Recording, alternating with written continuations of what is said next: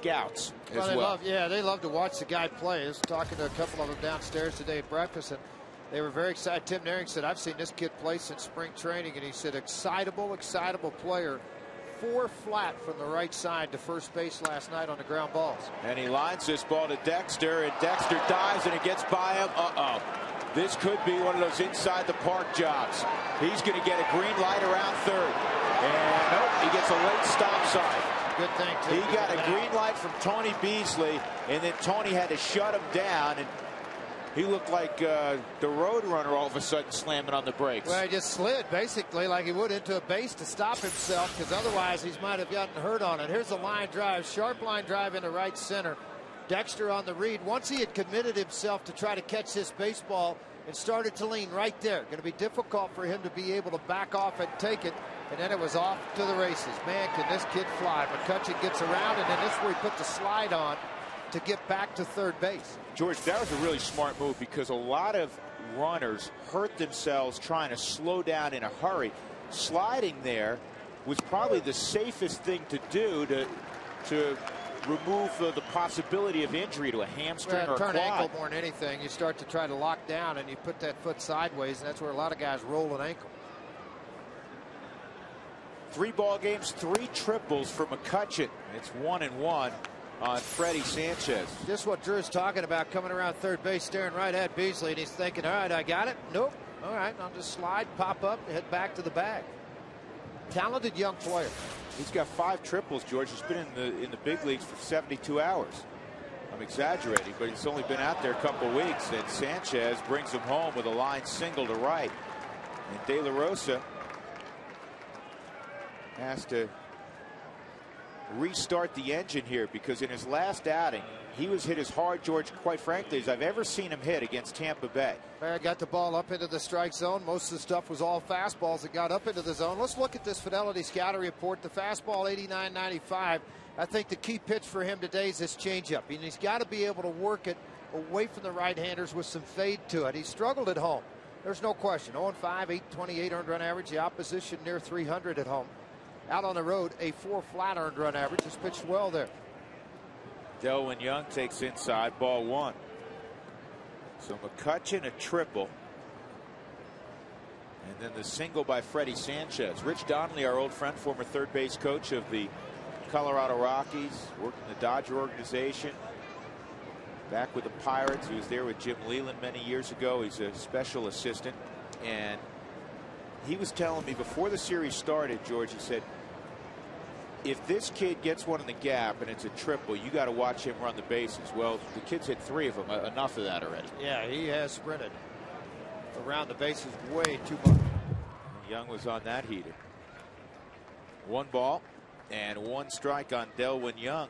One of the things I think De La Rosa has fought, obviously, has been the concentration level, or maybe I say focus is probably a better word.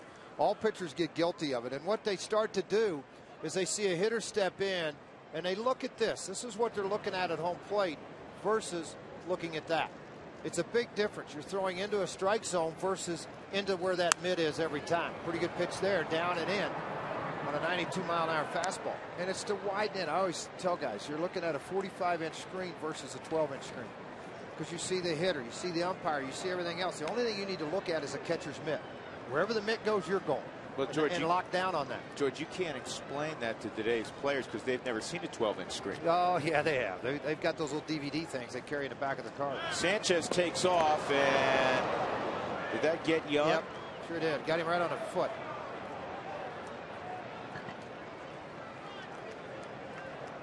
Jim Tracy, Bob Apodaca, they can look on, and at some point, here's that hard slider, caught him right on the foot, and it just shoots away on the Hyundai cam. You're really going to get a shot of this coming in.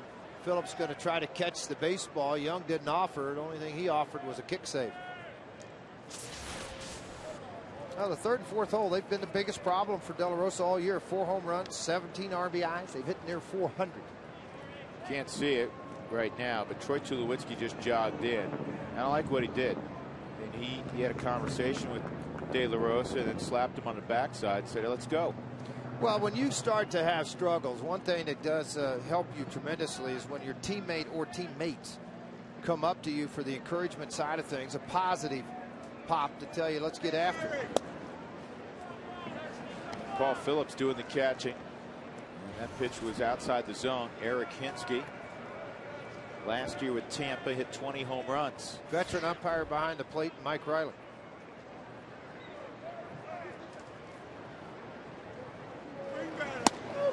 A veteran guy or young guy, George, and this is a discussion we've had on a number of occasions over the years. If you become inconsistent throwing strikes, you're not going to get the borderline pitches. Well, no, you're not, and your reputation precedes you. And a lot of times umpires realize you're around the plate, you get those calls. When you're not around it or in constant hitters counts, a lot of times you will not get those calls. Missed on the changeup, 2-1. De La Rosa. See, I don't think throwing strikes has been that big of a problem for him, because you look at his innings pitched. He's thrown 69, punched out 76, walked 33. But a consistency within the strike zone. Is it a good strike, bad strike? Well, bell tie at 95 is not a good strike.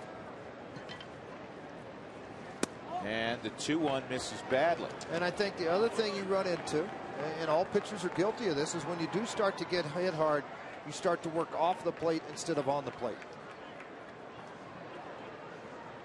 We're talking about the ball strikes, the ratio that goes on with De La Rosa.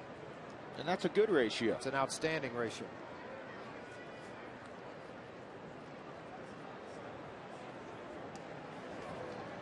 If De La Rosa can get Hinsky to hit one on the ground, he's a double play candidate. Nobody out, 2 men on, a run already in. Triple by McCutchen. Freddie Sanchez a single. Delwyn Young hit on a 1-2 pitch.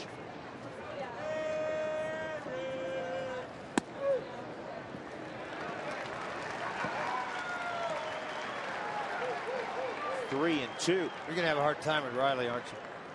Because he punches straight ahead. He never punches out to the side. No, but I can hear Mike. You know, you can't. He gets a little hoarse about the 5th inning. Hoarse or tired, one of the two. What a great day at the yard. Holy cow, what a beautiful, beautiful day.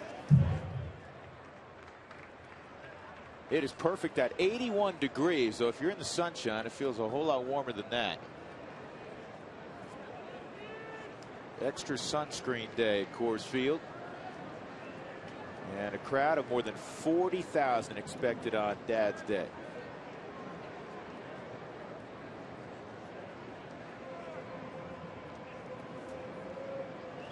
Swung on and missed. De La Rosa strikes out Hinsky.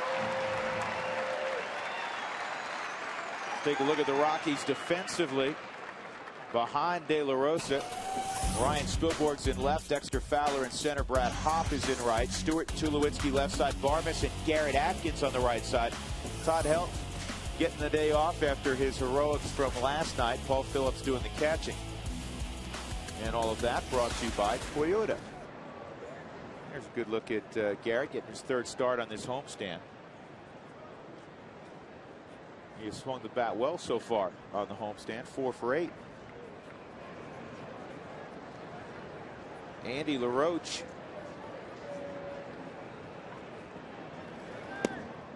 takes a ball.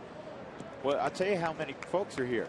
There's some folks that are up above the purple line, which signifies at Coors Field, as many of you know, a mile high. That's 50 to 5,280 feet above sea level.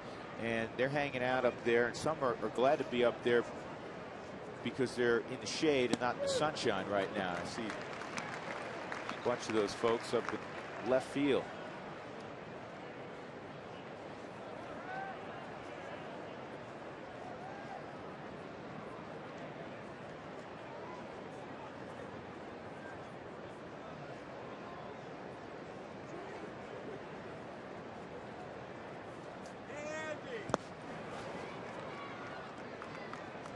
Two balls and a strike.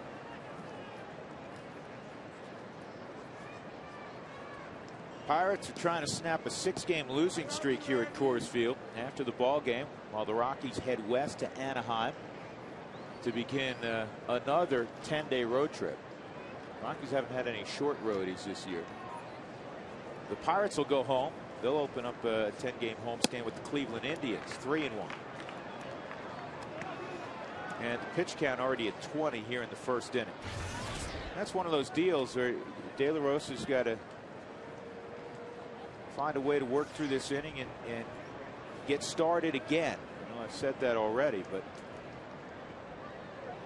Well, minimize the damage. You got one run in now and a couple of hits. You've hit a guy. But, and again, you're one pitch away from a double play ball. Get out of it. Let your defense work for you.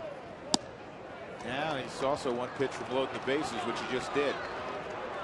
That'll bring up Steve Pearce, and it'll bring Bob Apodaca to the mound. Yeah, we're going to look at Bert Otto's keys to the ballgame while Bob visits with De La Rosa. And I think some of the things we discussed in this, just keep on playing baseball, man. That's what they're doing right now. It's not anything that's extraordinary. You got heroes every different night.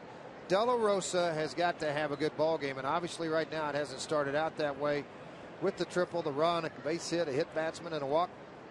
And folks, I think Jim Tracy has made a tremendous difference in this baseball team and the way they have responded to the way he has handled the dugout, the way he has handled the locker room, and they realize how much he is down the road in a game. And what I mean by that is, you know, in the seventh inning, he's an inning ahead of what's going to happen, what he thinks is going to happen, and who he needs to have. That's why you see the double barrel action in the bullpen an awful lot. Not afraid to go left, right. Same thing on a pinch hitting type situation.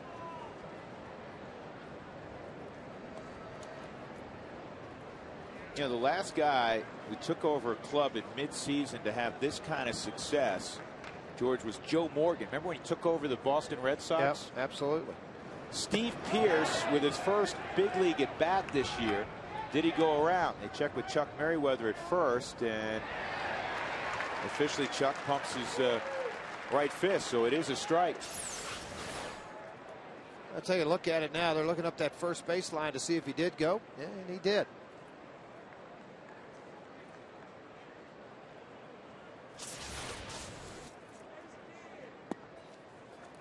One and one. Pearce, a big, strong guy. In 07, he was the minor league player of the year, not just for the Pirates, throughout baseball.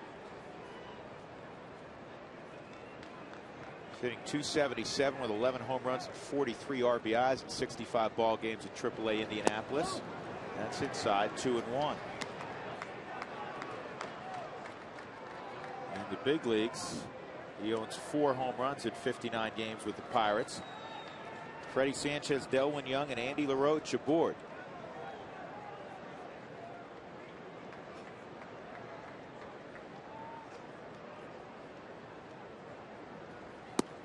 On the corner.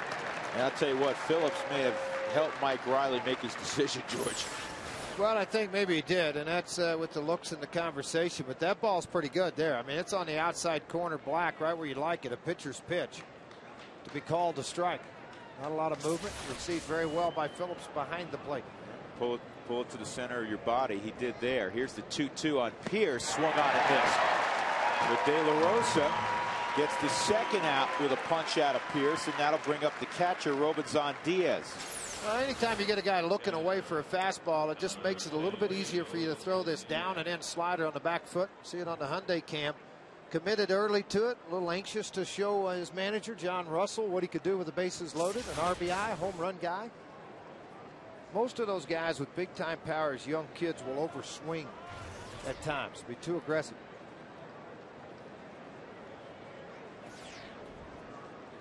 Diaz started on Friday night.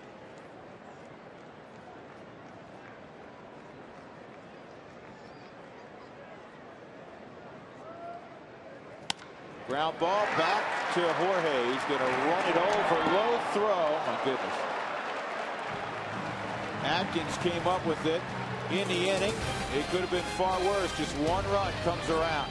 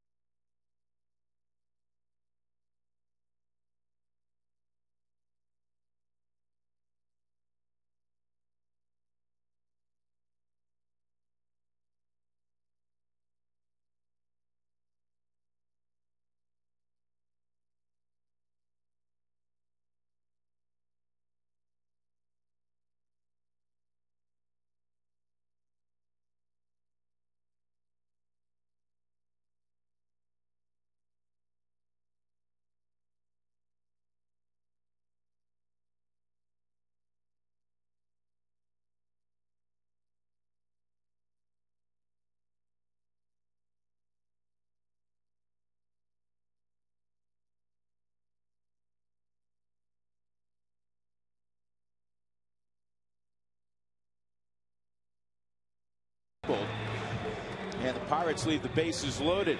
So the Rockies will try to counter for Jim Tracy with this lineup.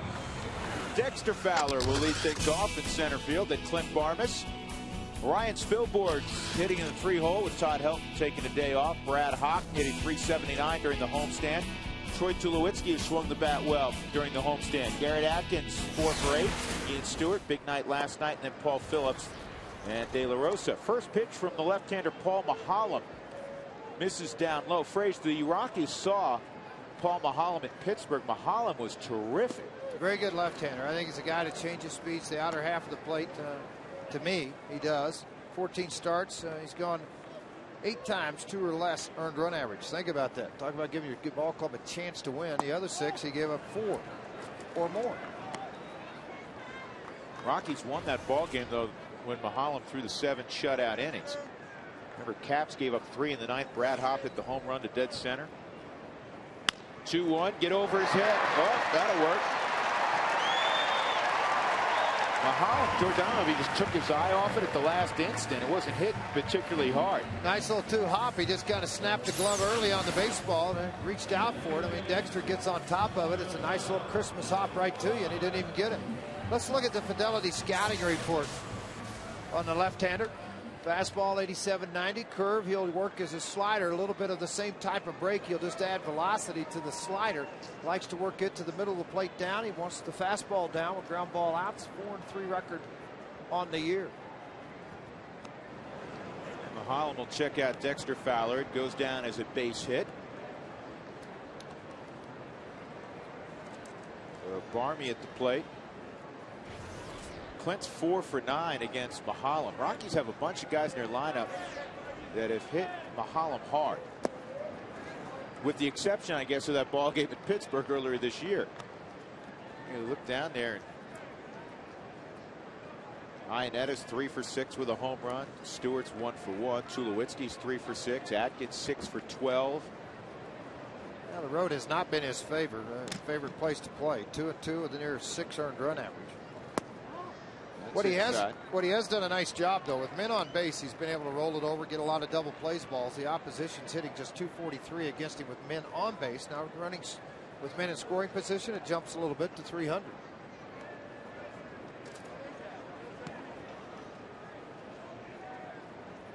Fowler move it back to the bag, and that pitch is in there for a strike.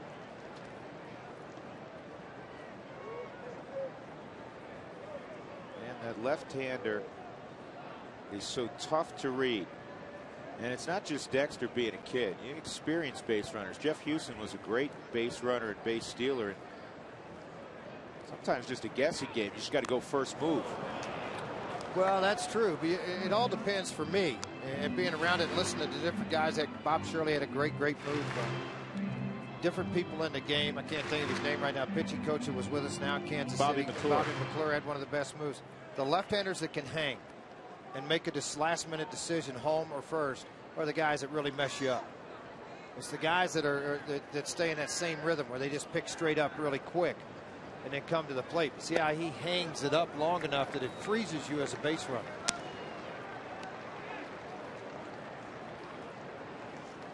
When you describe that, and Maholm can do that, and we've seen other lefties that could really do it, George, you wonder how it doesn't foul up their mechanics getting the ball to the plate. Yeah, but it actually helps them because you're sitting on the back leg longer. You're not rushing to the plate. You're not floating. You're not quick. The glove hand comes out easy because everything works in a rhythm with you. When you hang a little bit longer, it's just all about being balanced. And you're only talking about a split second, so your mechanics stay very good. Dexter took off on that 3-2 pitch. Not surprisingly, we'll see if he's going again.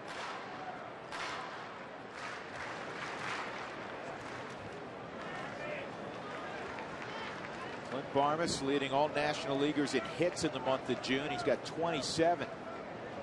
Ahead of a couple of Brewers. Prince Fielder is leading baseball in RBIs, and Ryan Braun. They have 26. David Wright and Pablo Sandoval have 25 hits each.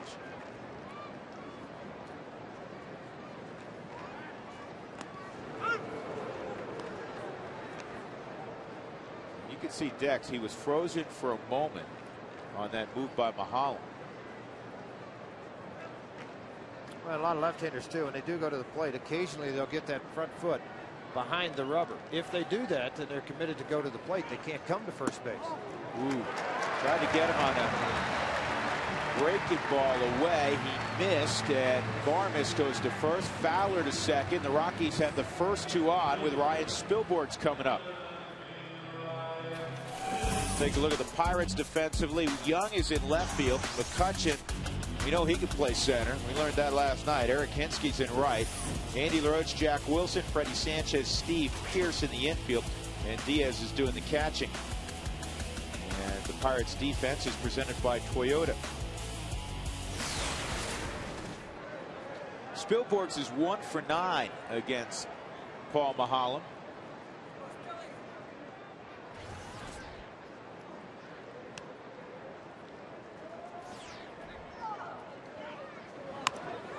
Good idea. Yeah, and Maholm's going to get there to get Spilborghs. Second and third now for Brad Hopp.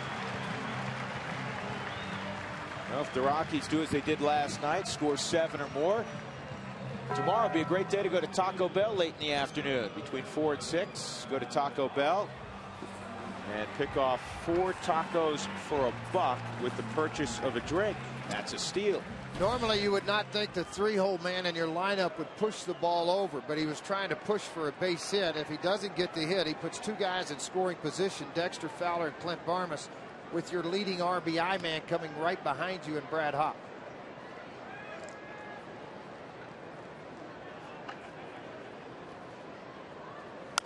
And Brad fouls off the first delivery.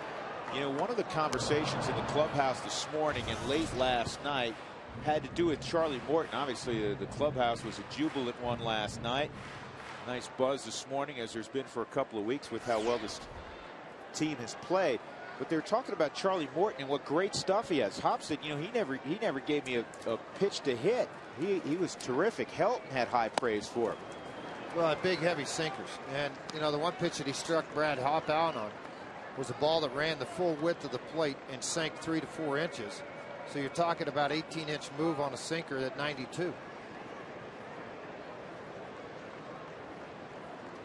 A lot of times at Coors Field, left-handers try to overthrow their sliders, and when they do, they work around it, and the ball flattens out into the strike zone. And this is where Hopp can make some damage happen in a hurry.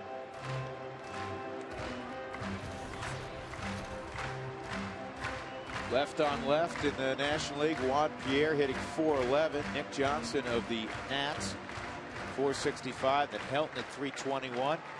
And Brad Hopp. You never, a couple of years ago, especially 3 years ago, would have imagined Brad on that list this deep into the season.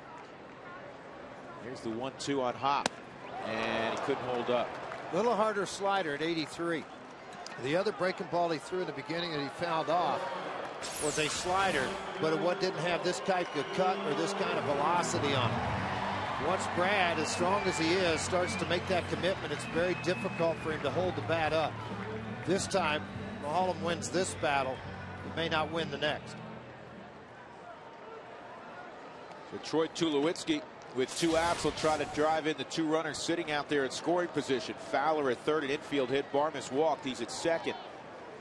1-0 Pirates. Left-handers have hit only $188 against him. Right-handers near 300 at 297. Tulo last night, 1 for 3, scored a couple runs. He's reached in each of his last 13 ball games. Outfield playing him to pull.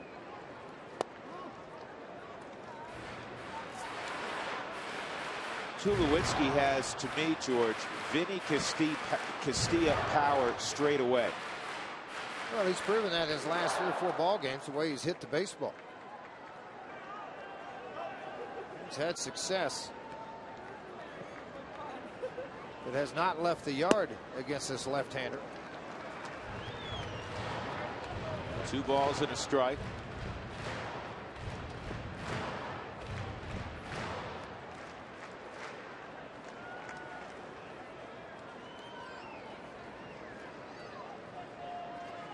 Tulo had a single and a double against Maholm in his first 2 at-bats in Pittsburgh.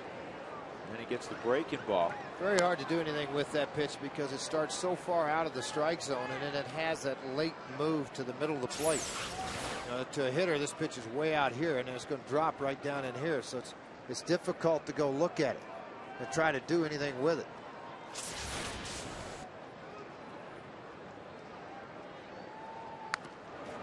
Did a good job getting the bat on that. That was a slider headed for the back foot. Well, trying to get it down and in there. You can see that slider grip. Follow through to overemphasize in the positioning of the ball at home plate. Not sure how Tulowitzki got to it.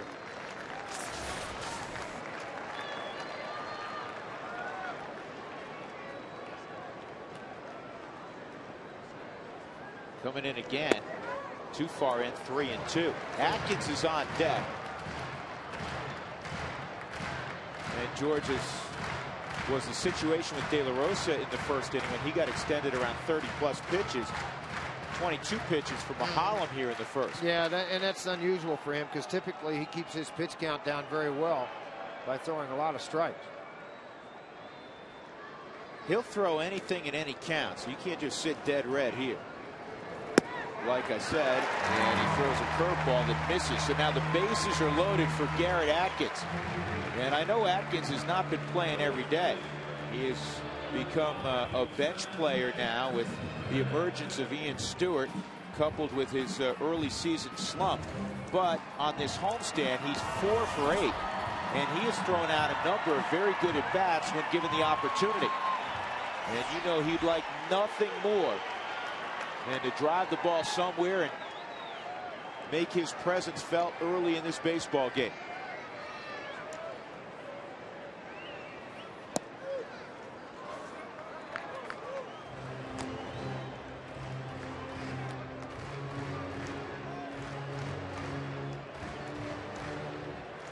Good at bat by Tulowitzki. He's exhibiting more and more patience at the plate. 0-2 on Atkins. Garrett 6 for 12 against Mahalam. The Rockies this year with 2 outs, 385 with the bases loaded.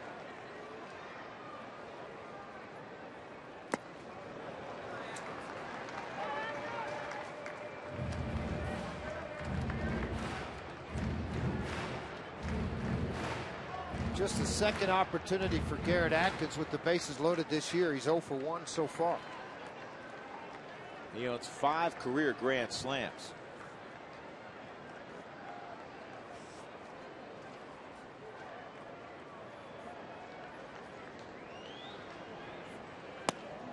Inside, 2-2.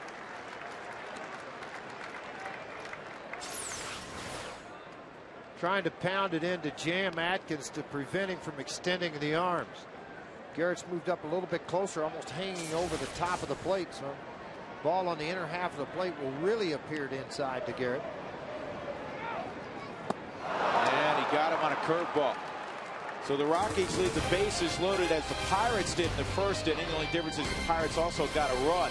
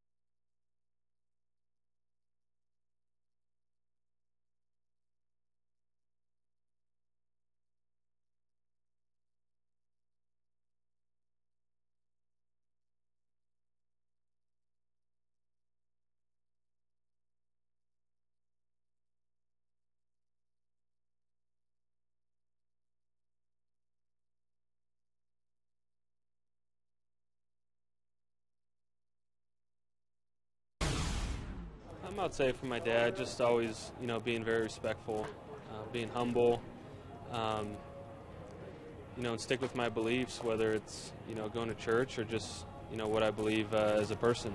That's something that he always, stressed to me. Well, good news for Ian. He's going to get to see mom and dad later on tonight because the ballpark in Anaheim's 10 minutes from home. That's going to be a lot of fun for the family, obviously. Yeah, his parents are terrific, and that's obviously reason number one. Ian is such a great kid.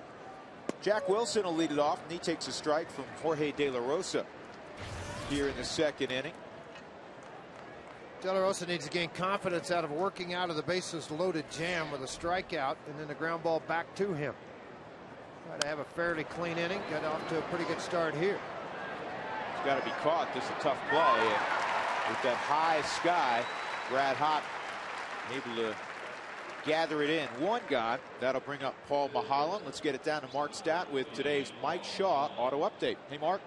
Hey, Drew, happy Father's Day all around. You heard Ian Stewart talking about his father, Steve, and I asked him before the game today if he was a Little League coach or how he helped him out with baseball. He said, no, but he wasn't a coach, but he was always there, and he said he actually helped them organize their travel team when he was 10 years old. And, Drew, you know about this. They went to Cooperstown, the West Garden Grove Grizzlies, and he organized that. They finished 4th in that tournament out in New York State. But his father was left-handed. He played first. He pitched a little bit through high school and helped him out. And that's one of the reasons why a lot of people think that he is so good left on left. So Ian Stewart wanted to say Happy Father's Day to his dad, Steve. And you said he'll see him shortly, guys.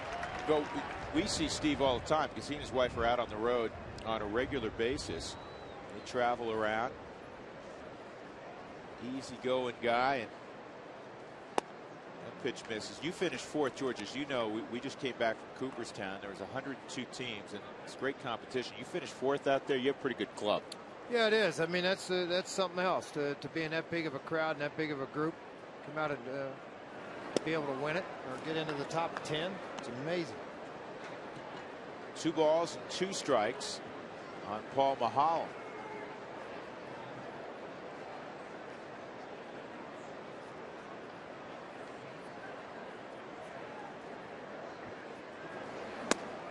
Mahalan is gone. 2 outs. Today's E470 Road Ahead is brought to you by E470 and Express Toll, the best way to save time and money. It is literally the road ahead. Rockies leave after the ball game. Will be in Anaheim and close to the home not only of Ian Stewart but also Garrett Atkins. Then to Northern California, Rockies will play the A's, Matt Holliday for 3 ball games, and then right back down to Southern California to take on the Dodgers for 3. Well, big road trip too for the Rockies, and I say that, folks, because they have one out on the road at 9-18. But to go into Anaheim, where they are extremely hot, playing very good baseball, and then you go over to Oakland, which can get you at any point. I mean, they have some young pitchers that can come out and be lights out or go the other way. And of course, when you step into Dodger Stadium for those last 3. The Dodgers in the Rockies series, it will be very interesting because obviously the Rockies are a much different team than the one the Dodgers encountered in the first 3 series of the year. The Rockies are 1-8 against LA. Got to play better. And Jim Tracy, during our interview this morning, part of Rockies Weekly, that you can catch at 10 o'clock tonight on FSN Rocky Mountain, said, we're not raising the white flag. It's a base hit. Man, McCutcheon, what a start to his career. Anyhow, he said, we're not raising a white flag assuming, well, because we started so poorly and now we've climbed back a couple games over 500. We're just playing for the wild card. He said, there's a whole lot of baseball left, and let's see where we are at the All-Star break. Let's get together again with the Dodgers and see how we match up. And again, I think I go back to the days with Lou Brock when he'd say, how you doing? When he'd say, I'm not high, I'm not low, I'm right there in the middle. And I think that's what you've got to try to do as a ball club. Just keep playing games because there is a ton of baseball games left to go out and play, and anything can happen. A lot of people are pointing that when they get Manny Ramirez back July 3rd that they're going to take off. He starts his rehab this week in Albuquerque.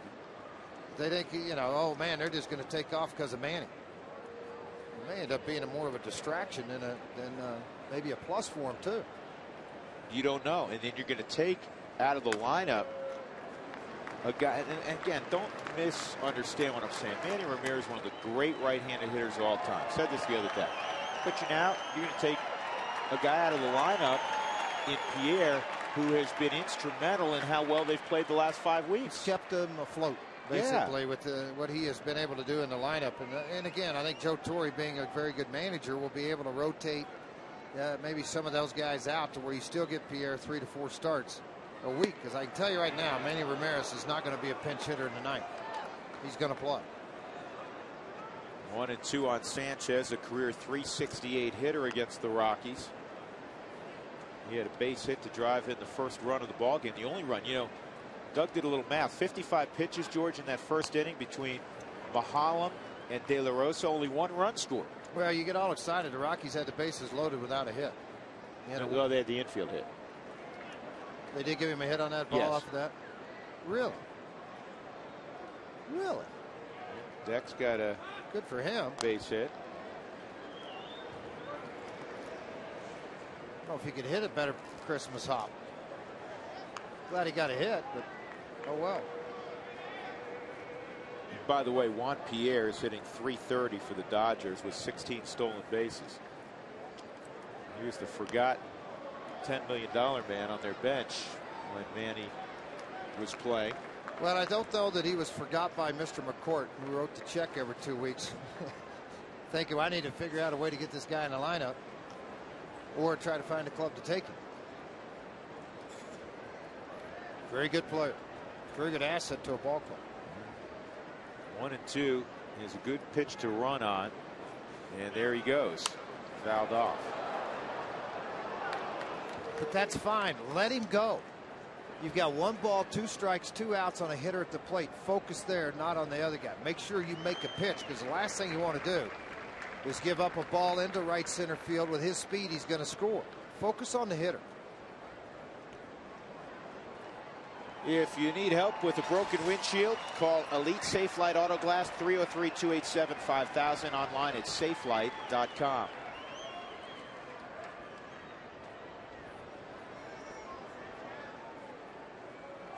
And Sanchez hits it to deep left field. And this is going to get on out of here. 2-run home run for Freddie Sanchez, his 6th of the year. And the Pirates lead it 3-0. Well, Freddie Sanchez has driven all 3 runs in for the Pirates in this ball game. Well, one more look at this pitch to Freddie Sanchez, and you're going to see that the ball was elevated, it seemed to be elevated into the strike zone as it started to break down and on the inner half of the plate. See Phillips start to change his glove over to keep this ball in the strike zone. Sanchez, very good hitter, a little bit of a slide open stance anyway. Read the ball middle half in and hit it out of the ballpark.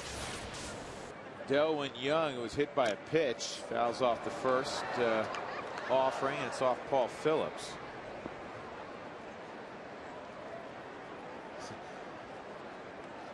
Paul's is taking a walk right now. Does that hurt? I don't know where it hit him, but it hurt.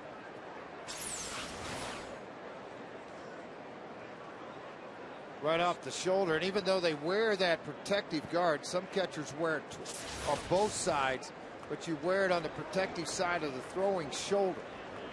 You got a pad on the front end of that chest protector that helps minimize the pain, but there's still a lot of pain when you get hit right on the corner of that shoulder.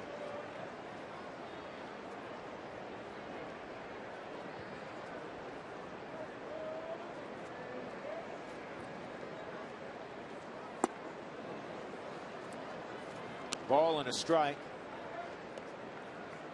3-0 Pittsburgh. Delwyn Young, a former Dodger. And nobody knows these Pirates any better, at least of opposition managers, than Jim Tracy, because he managed a lot of these guys. He had Andrew McCutchen in spring training. We were chatting after the ball game last night, and I said, that catch by McCutchen on Helton's drive was unbelievable. He said, I know it was. He said, but I've seen one even better. And De La Rosa walked in the dugout, but Mike Riley says it's a ball.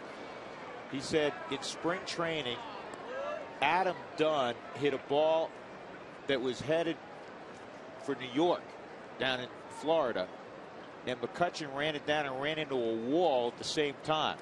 Popped up off the wall, threw the ball in, no problem. Said he's a special talent. He said he's a great, great kid. Well, and the other thing I think the Pirates have done with him, when you look at this catch last night, just took off running to a spot, reached at the last second, and made a catch. The Pirates did the right thing with him, too, by making sure he was ready for this moment. Well, so far, so good for the Pirates. I mean, 329 average coming into the game, and he's already got a couple of hits, so that's bumped up a lot. Look out. That was held by Phillips. Good thing Eric Hensky was looking. He had to duck to get out of the way. In the inning, Freddie Sanchez hits a 2-run home run. Now the Pirates have a 3-run lead.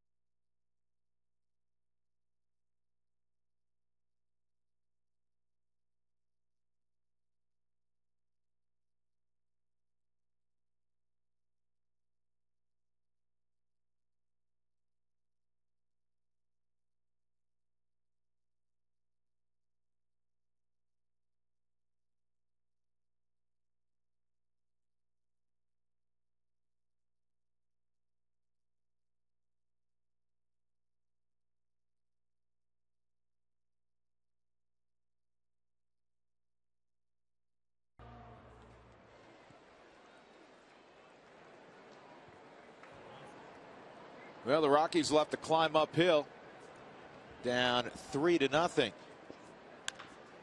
This ball toward the hole. Pierce waiting for Mahalam, and now he gets it to him. As on the first pitch, Ian Stewart grounds out.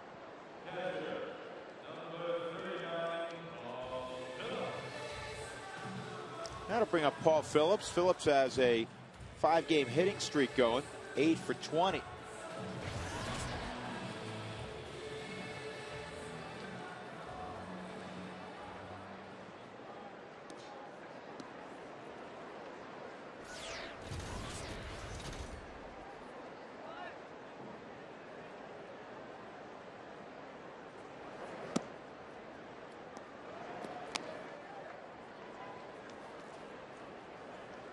On Paul.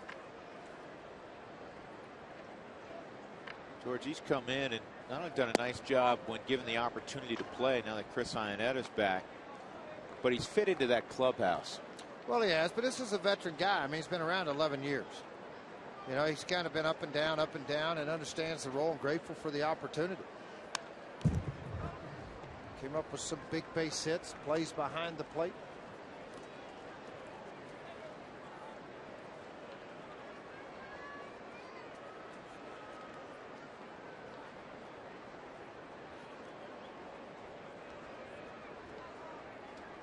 Five for 7 if we can just get a guy in running in scoring position.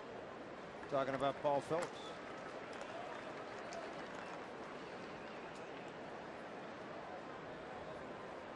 Here's De La Rosa. 3-1 count right now on Phillips. High, ball 4. That's a break. So De La Rosa will come up with an opportunity to push Paul Phillips to second base. Time for our Excel Energy fun fact. This year, Pittsburgh's Penguins captured the Stanley Cup in Game 7 in Detroit. They're the first team in any of the 4 major leagues to win a championship on the road in Game 7. since the We Are Family Pirates of 1979. I didn't realize that. Did you? Uh-huh.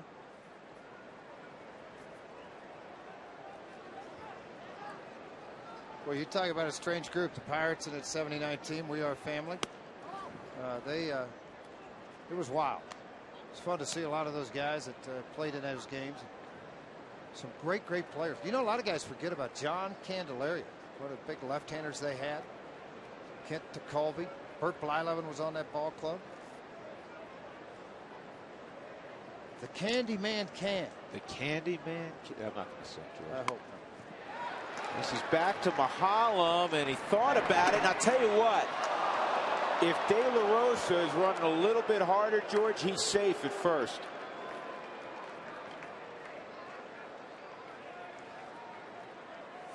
Mahalam took his time. He looked a second. He knew he had a catcher running. He said, nah, not a good decision to go there.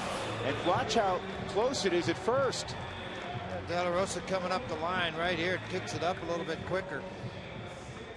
Just out by a step. Yeah, there's one more time. I mean, it is close by a half a step. Runner in scoring position. You accomplished what you wanted to do. Now Dexter with an infield single his first time up.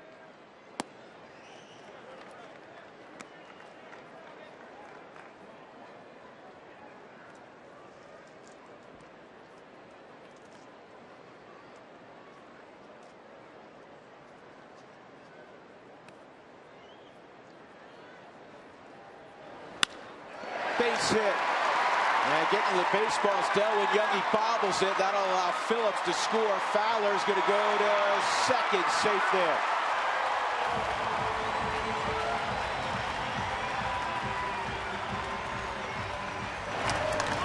Second error in this series for Delvin Young in the outfield. Goes down and gets the slider, pops it out into left field. Dexter Fowler does, and then as the line drive's coming with Phillips, you're anticipating possibly a play at the plate, but after two bobbles wasn't going to happen, so Dexter moves in on the error by Delvin Young in left field.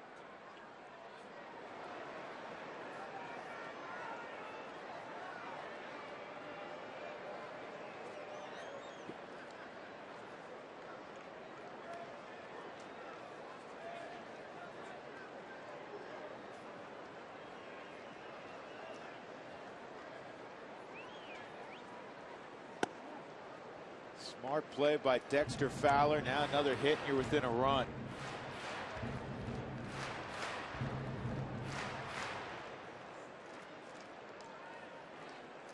So a single, a ribby, and an error on the left fielder, Delwyn Young.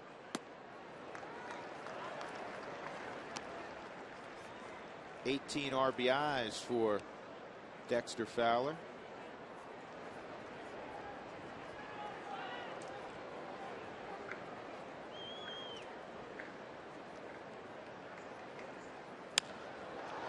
Got underneath it, popped it up. Sanchez really battling, and he can't see it. It drops for a hit, and Barnes is at second. Yeah, the sun is shining on the Rockies again. Well, 3-2. Sanchez playing second base with a high sky and a whole lot of sun and no sunglasses. Figure it out. Here's the fly ball off of Barmes, and when it gets back up behind this area where you're running looking back at the home plate area, you think you have it the whole way. He tried to shade his eyes with the glove, and then it just didn't work. He had hoped that Hinske would come in, maybe McCutcheon on the cam. You could tell that the sun ate him up, and the ball drops right in behind. It goes as a double. It has to. So Barmes drives in Fowler. It's a 3-2 ball game. And now another hit, and the Rockies, in a strange way, will be all even. They don't care how. Things are going your way. Those balls seem to drop. You seem to get runs that you least expect. Rope down the line. Sail ball. We're all even. And Spilborghs is headed to second with a double. Paul Mahalam has to be looking around saying, what on earth is happening? All started with a one-out walk, and then, Fowler's base hit to left, the bobble allowed to run. The fly ball drop. Barmer scores after a double. Ryan Spilborghs with his 14th double. Drives in. Clint Barmes with now his 27th RBI right down the left field line. Shot it right past LaRoche. It just fit. Eric Cooper, the third base umpire, as he's standing right on the line, could tell this ball hit fair. And it's off to the races. George, Eric Cooper did a really good job to keep his eyes on the baseball and get out of the way.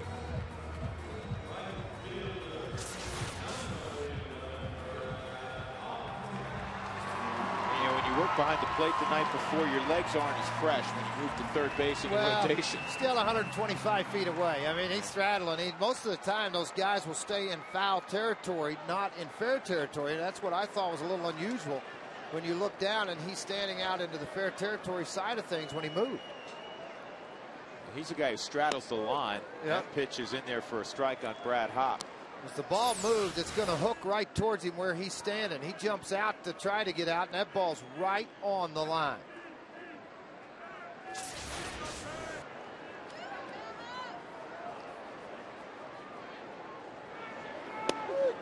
Early strike also. Remember, Hopp struck out on a slider that 83 up into the zone a little bit. Hopp's hit 393 with runners in scoring position on the season. 3-3 ball game here in the bottom of the second inning. Hopp, one of the best two-out RBI men in the game.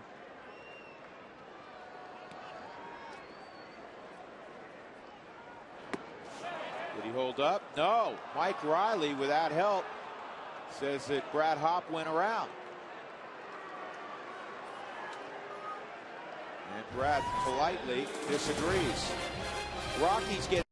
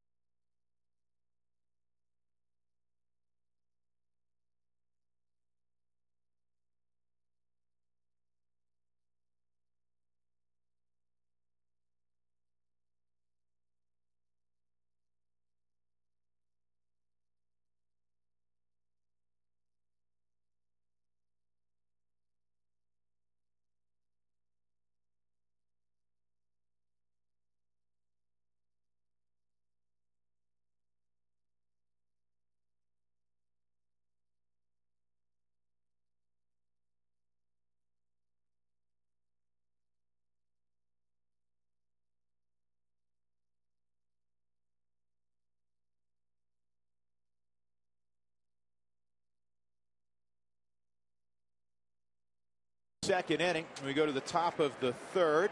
Eric Hinsky out of the cleanup role will lead off. Drew Goodman, George Frazier, and we're joined by Darrell Scott. And we have done this all week long as Major League Baseball and the Rockies honor people in the community who have gone the extra mile. And I think the name Darrell Scott for many of you rings familiar. Darrell and his wife lost their daughter Rachel in the Columbine massacre in 1999. And in her memory, you have turned just a horrible, horrible event into a positive for other kids of similar age to when you lost Rachel. Well, thank you. First, let me just say it's great to be here on Father's Day. I mean, This is a wonderful place to spend a Father's Day. I have all my children here. My grandchildren are here, my wife. And, yes, we've spoken to 13 million people in live settings over the last 10 years. And we have 30 speakers that go into high schools, middle schools, colleges, universities. And we've seen this year 152 suicides prevented. And we see about 2 to 3 school shootings prevented a year from Rachel's Challenge, which is our program. Hinsky on the ground to third. Quick release by Stewart to Atkins. That was well done. 1 out. For people that want to find out more information about Rachel's Challenge, how can they do that? They can go to rachelschallenge.org or rachelscott.org. Either one. Okay. Okay. In the aftermath of Columbine, I'm sure there were many ideas and thoughts, and I obviously cannot go where you have been. But when did you come up with this idea to honor Rachel? You know, it sort of evolved from me speaking before a House Judiciary Committee before Congress. They wanted me to talk about gun control, and I said that the issue was not guns, it was the influences on the hearts of kids. And we began to get swamped with phone calls to come and share Rachel's story, and it just grew out of that. And it's grown. Every year we increase the number of places that we're speaking. And this become a full-time? Oh, yeah. We have 50 employees, okay. And we're the largest school assembly program in America today. Wow. Wow. Has it become an international endeavor yet? We're in all the schools in Bermuda. We're in a lot of schools in Canada. We're in Ireland, New Zealand, Australia, and I think 2 other countries. That's amazing. That is amazing stuff.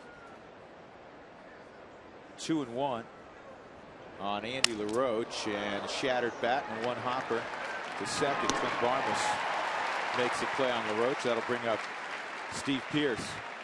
Do you get an opportunity to come out and see some Rockies games when you're in town? You know, when I'm in town, I do, but I traveled 250 days last year, so I was seldom here. And we've been out here a few times, and I'd be out here a lot more often if I was home. Well, they're doing well now. Yeah, they sure I know are. You followed. They sure are. They're doing well. They're in a good place. This is all part, again, of Major League Baseball celebrating the All-Stars in our community with the People All-Stars Among Us program.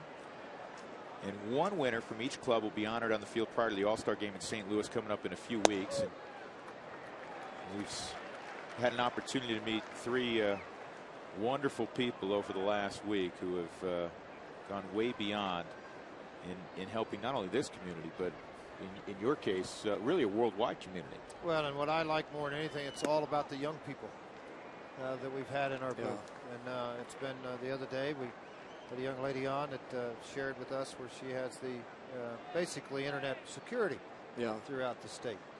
Yeah, she's doing a great job. Wonderful job. Jennifer Hansen was her name. Yeah, the other day I've read about her. Yeah, it was neat. And we also had, I think it's Operation Cure, where a gentleman has taken medical supplies to so many third world nations and developing nations around the world. So with your organization, Darryl, is there opportunity for a young person, maybe somebody getting out of college, maybe somewhere a different place in their life that wants to participate, wants to help out, wants to volunteer? Are there opportunities as you expand? Yeah, there's numerous opportunities. We have speaker slots to fill, and we have a lot of people that want to be speakers, but we also have volunteer work. We create clubs in each school that we go into. They're called Friends of Rachel clubs, and those clubs do a lot of community service. So we always need adults to sort of shore up those clubs, work with the kids, and they're doing amazing things. Quickly, before we let you go, do you keep in contact with the Columbine community? As much as I can. All of us that lost our children are friends, but like I say, I'm on the road so much speaking. Right. I'll be in Amsterdam next week.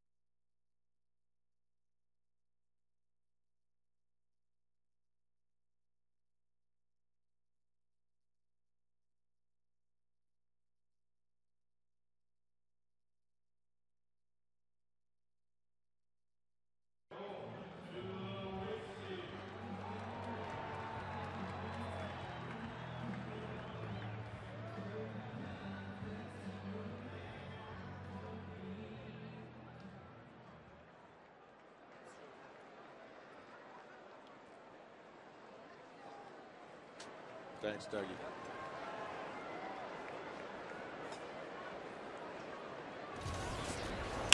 Troy Tulowitzki on the first pitch, rips it up the middle. That's a good start. Rockies trying to pick up, George, where they left off last inning when they scored 3 runs against Paul Mahalam. Time for our Mako big hit of the week. Frage, any candidates? Yeah, I had a couple, but I'll go with the old guy. How about that? Todd Helton. Yeah, the old man hit one a long way, almost 440 feet to close out the Pirates last night. 6th career walk-off of Helton's career. Our Mako big hit of the week. And he now moves in front of Dante Bichette for all-time walk-off home runs. Bichette and Helton were tied with 5 walk-off home runs. And Todd hit number 6 last night. It's the 2nd time he's victimized the Pittsburgh Pirates in his career.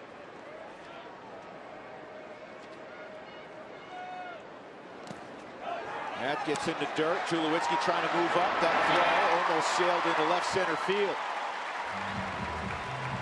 One of the emphasis of the Rockies spring training was if the ball is in the dirt on your secondary lead, go. Well, because 90% of the time it's not going to get buried directly in front of a catcher. When it's in the dirt, you're going to be blocking left and right of the baseball.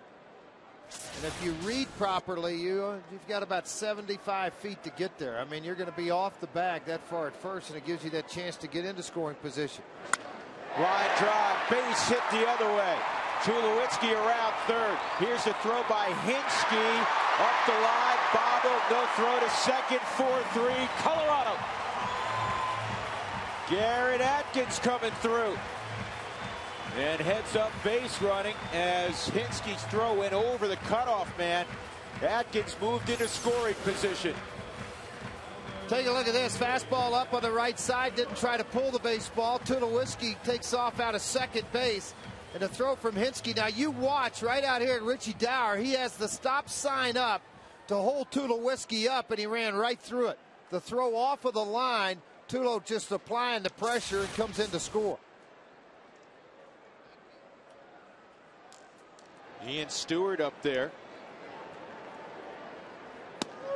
And he takes a breaking ball for a strike.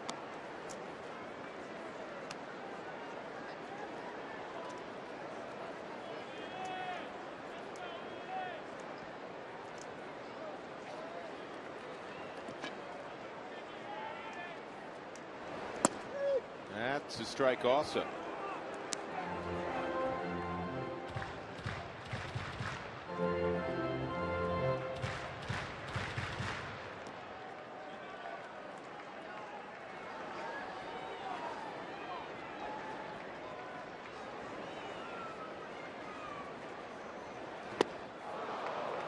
Stewart is gone. 1 out. Rockies fans, don't forget about the power ticket promotion going on with the Colorado Rockies right now. If you buy a midfield box ticket at a regular price, they're going to give you $10 for use at concessions at no additional charge. You can go by the concession stand, so how about that? The Diamond deal is only available online. You got to go online to the computer to do this. ColoradoRockies.com.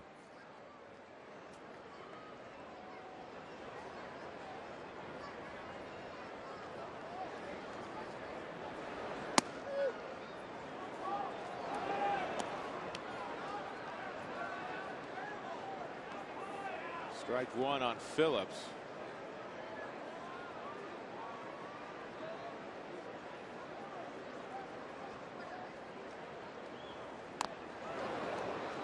Now 2-strike count on Phillips.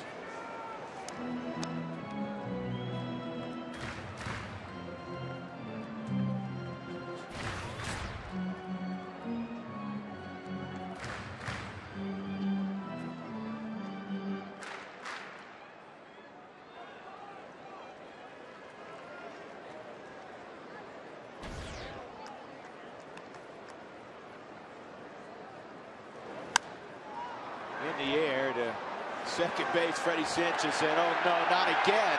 And the crowd giving him a rough ride. Yeah, 20 minutes and the sun a little bit higher and a little bit of different angle for him to get to, but still no sunglasses for Freddie. And then a lot of guys that play in the middle infield, they'd rather shade with the glove than they would to wear glasses. And worked out once, the other time it didn't. There was a great shot of what Freddie's looked at. This ball's hit. You watch. He's going to put the glove up relatively quick. Stay tracking on the baseball. They'll teach you to try to look through that webbing in the last second. Able to get it, make the play. De La Rosa hits it left side, deep short Wilson, and he got it. In the inning, Troy Tulowitzki is single. Wild pitch to second. Garrett Atkins brought him around. 4-3 Colorado.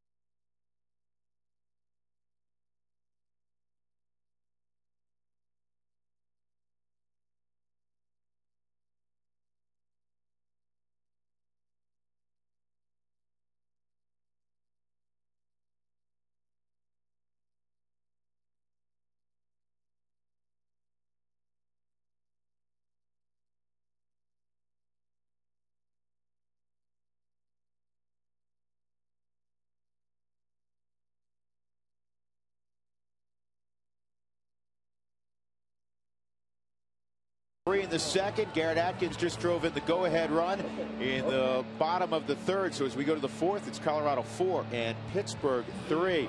Bottom of the order due up for the Pirates.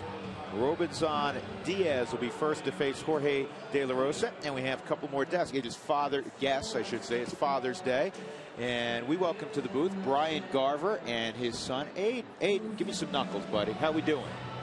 Say Happy Father's Day. Happy Father's Day. Hey, you doing good? Who's this guy right here? Look over here. Who is that? Holy cow. Yeah. No, wave over there at that one. Now wave at that right over there. See that camera one, right and there? then you see this there camera. You go. There you go. Happy Father's Day, Granddad. Happy Father's Day, Granddad. Atta baby. That's pretty good. Now you got to wave over there. See, the camera's over there. Right there, buddy. See, and then you can look in that monitor right there. You know, do you have a question for us? Well, hold on, George. Oh, what's he got? Normally we bring in Dad when the little one, to ask a question. I don't think we need you here, Dad. No, I don't think. Yeah, here you go, buddy. I think Aiden's fine. Yeah. What's the question? I don't know. You don't know? Well, all right. Well, do you mind if Dad asks a question? I don't know. I guess my question, George, is why on earth would a runner slide into first base? I don't know. That's a great question, because all you're doing is slowing everything down when you get to the bag instead of running through it. You don't see any sprinters in the Olympics slide across the finish line, do you? No, you don't. So, yeah, I mean, I've never figured that out. I think they just, who was the guy? Eric Burns used to do it all the time, but I think he just did it to get an applause. He did it on the last out of the NLCS. That's right. That's right. He sure did. Ground ball to third. That's a tough hop. Stewart's throw is offline. He may have had an opportunity there, George, instead of leaping to gather himself and fire. He had a catcher going. And it'll be an infield hit for Robinson Diaz. Well, one more look at it. Stu's going to back up on this to try to get the good hop on the baseball. See, you're watching right here. See right there what he did? Then he's just going to jump into the air and make that snap throw over there. Atkins does a good job of moving over to keep the ball out in front of him. So how old are you? 3. 3 already? Yeah. Yeah. Do you have any brothers or sisters, Aiden? No. No, it's all about you, huh? Yeah. Yeah, that's pretty cool. George was a pitcher. He was? Yeah, and a belly itcher, too. Do you have a hot dog at the game yet? No, we have dots, right? You had dots. We're going to have a hot dog soon. Yeah. Oh, Hey, Dippin' Dots. Oh, I love those Dippin' Dots. Those are the Aiden. most wonderful things in the world. What color do you like? Wait a minute. We got to get a little Dippin' Dot order. Well, I got a question you like? for him. Chocolate. Chocolate. Beautiful. Aiden, will you do me a large favor? What? Did you get allowance yet this week? No. No, I know. How about if you get some Dippin' Dots for me and George? No. What? Just for you? Yeah. We'll get a mint chocolate chip. How's that? Wow. How about a hot dog, huh? No. No. You're pretty good at this. You know that? No. Yeah. You want to say hi to Mommy? Mhm. Say hi, Mommy. Hi, Mommy. Well, where is she? She's on here. She's right here. I don't see her. Where'd she She's go? not here, George. Where is she? Is she at home? Yes. Yes. Oh, I got it. Yeah, Men stay right. out at the yard, huh? Well, you know what? You just made Mom's week. That's gonna be a tough play. Bar miss. Nice play, huh? Yeah, you know that. See if you have a little football background. It helps out Helton a lot. A little option there to the first baseman, so it moves Diaz to second. Paul Mahalam will be coming up with one out. Let's look at that one again. Well, one more time, the ball just gets jammed in up on his hands. Barmas only play instead of trying to make the regular throw, just makes a shuffle toss over to Atkins and able to get the out. Who's your favorite player? Too low. You can't be telling him, Dad. Who's your favorite player? I don't know. See, there you go. Just say Rockies. Didn't I don't know? I don't know. Played Rockies. third. Huh? Didn't I know? I don't know. Played third. In the I don't know, original played skit. third. That was Yeah. naturally. Was that naturally? It's been a long time since I've heard that routine. You want to draw on the Etch-a-Sketch over here? No. You don't? George's gonna let you draw. Here, you want to draw on Go here? ahead. And then see, you can draw what you circle him like this, and then you just hit that button. You want to try it? Huh? All right, use this right here. Take that and just press on the screen so you just draw like that and then hit a button. What do you think? 0-1 to All right, here you Mahalam, go. 0-2. All right, go ahead. For the first two innings, That's I didn't pretty think good. we'd see See, De La and Rosa. hit that right there. See? Oh, You know what? Good. You're hired. He has great stuff. He just, sometimes has trouble harnessing his emotions on the mound. That's pretty but you know good, what? huh? The game's turned around. He's on the You're plus pretty side. good for 3. He has an opportunity to get himself a victory. Yeah. What do you think? You want one of those at home? Yeah. Okay. We'll work on it. Here's the 0-2 on Mahalam. And he is gone for the second time on So now you strikes. tell him that's the strikeout. Grab some pine meat. Dad, don't. Yeah, tell the crowd, buddy. 2 outs. 2 out. You got a future, Aiden, I'm telling you. Absolutely you do. Hard slider down and away on the outside corner. Great job. On the Hyundai cam. Aiden say now hitting Andrew McCutcheon. Andrew Cutchin. That's pretty good. Close enough. Say really fast, because he is. He's like really, really fast. You're kind of squirming around here. You want me to get up so you can have a seat by yourself? Okay. Yeah. Be fun, huh? McCutcheon's 2 for 2. Snap throw to second, and diving back in is Diaz. Forward. Catcher trying to nail a catcher. Isn't there an etiquette rule about that, No, George? you know what? A lot of times, too, that shortstop will creep around in behind him, and when he does, that's right. When he does, he'll grab the baseball, but he'll try to get in between him and the bag, and when he does that, you're obviously preventing his path back in again. You're kind of having fun with the telestrator, aren't you? Huh? You like that? 1 ball, 1 strike on McCutcheon out of Fort Meade, Florida.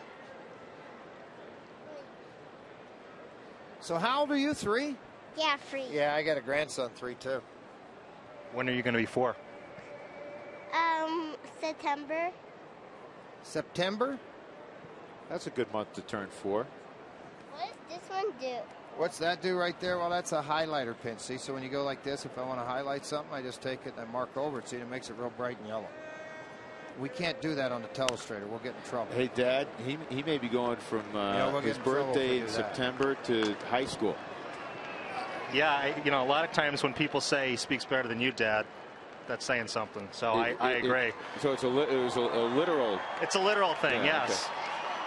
Yeah, don't write with that one either. We'll get in trouble. We had to have a little coaching on what to say and what not to say here in the booth today. So He's doing great. He's giving me new ears, though. Yeah. Give me some extra hair.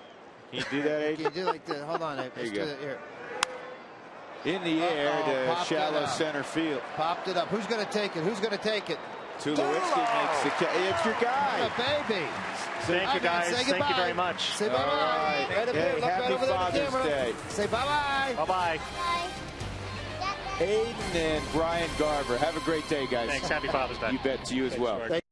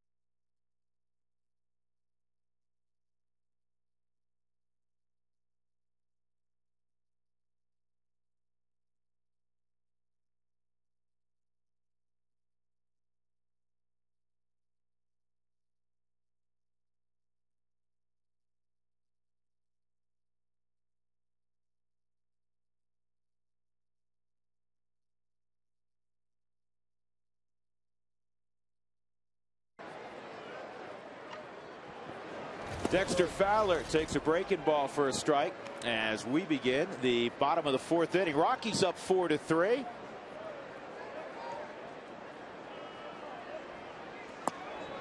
That pitch misses. That's a good looking father and son. Aiden and Brian Garver joining us. George, A lot of fun. Aiden may be replacing us one day. No, I know. That's fun. You can tell, too, that he loves the game of baseball. More importantly, you can really tell Dad spent a lot of time with him. Very comfortable, having fun. Ballpark, had his Rockies hat on. Dad's our number one today. That's it. We're done after today. But that's okay. Well, I figured out it's actually 365 days out of the year because all of my kids never lost my phone number when they needed gas or go to the movie. Oh, strike three. Yeah. On Dexter Fowler. Yeah. With one out, Clint Barmas coming up. Let's get our Affleck trivia question. Who are the only two sets of father and son teammates in Major League history?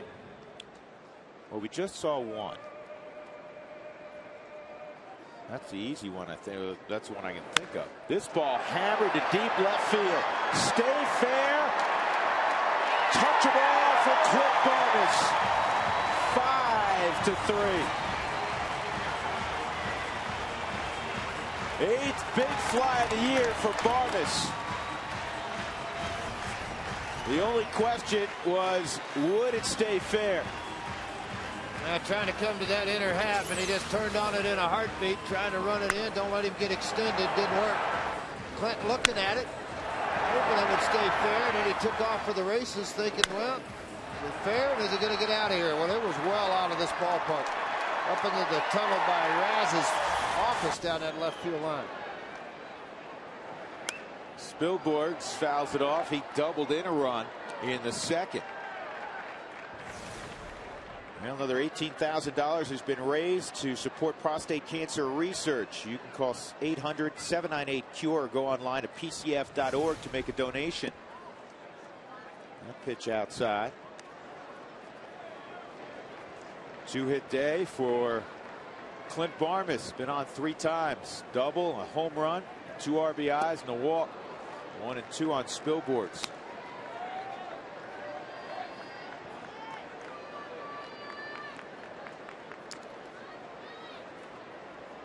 Ten home runs, last 5 ball games for the Rockies. There's still plenty more to play today. And that was dropped. Diaz will throw to first. Strikeout number 6 for Mahalam.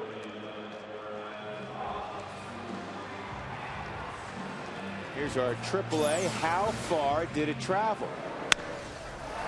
388 feet. How far did it travel? Brought to you by AAA Travel. Brad Hopp 0 for 2, a couple of strikeouts. And he fouls that pitch off. The Rockies' 2-hole hitter, George, is on pace to drive in 90+ runs. Clint Barmas, 8 home runs, 37 RBIs. And today is game number 69. So somewhere in that 80 to 90 run pace. It's the amazing thing about the marathon that is the baseball season at the major league level. You know, the Rockies frustrating their fans, frustrating themselves as Hop is gone. The first 2 months of the season. And here they are, 2 games over. Chance to go 3 over if they win today. And oh, by the way, there's more than half a season of baseball left. 5-3 after the Barnes.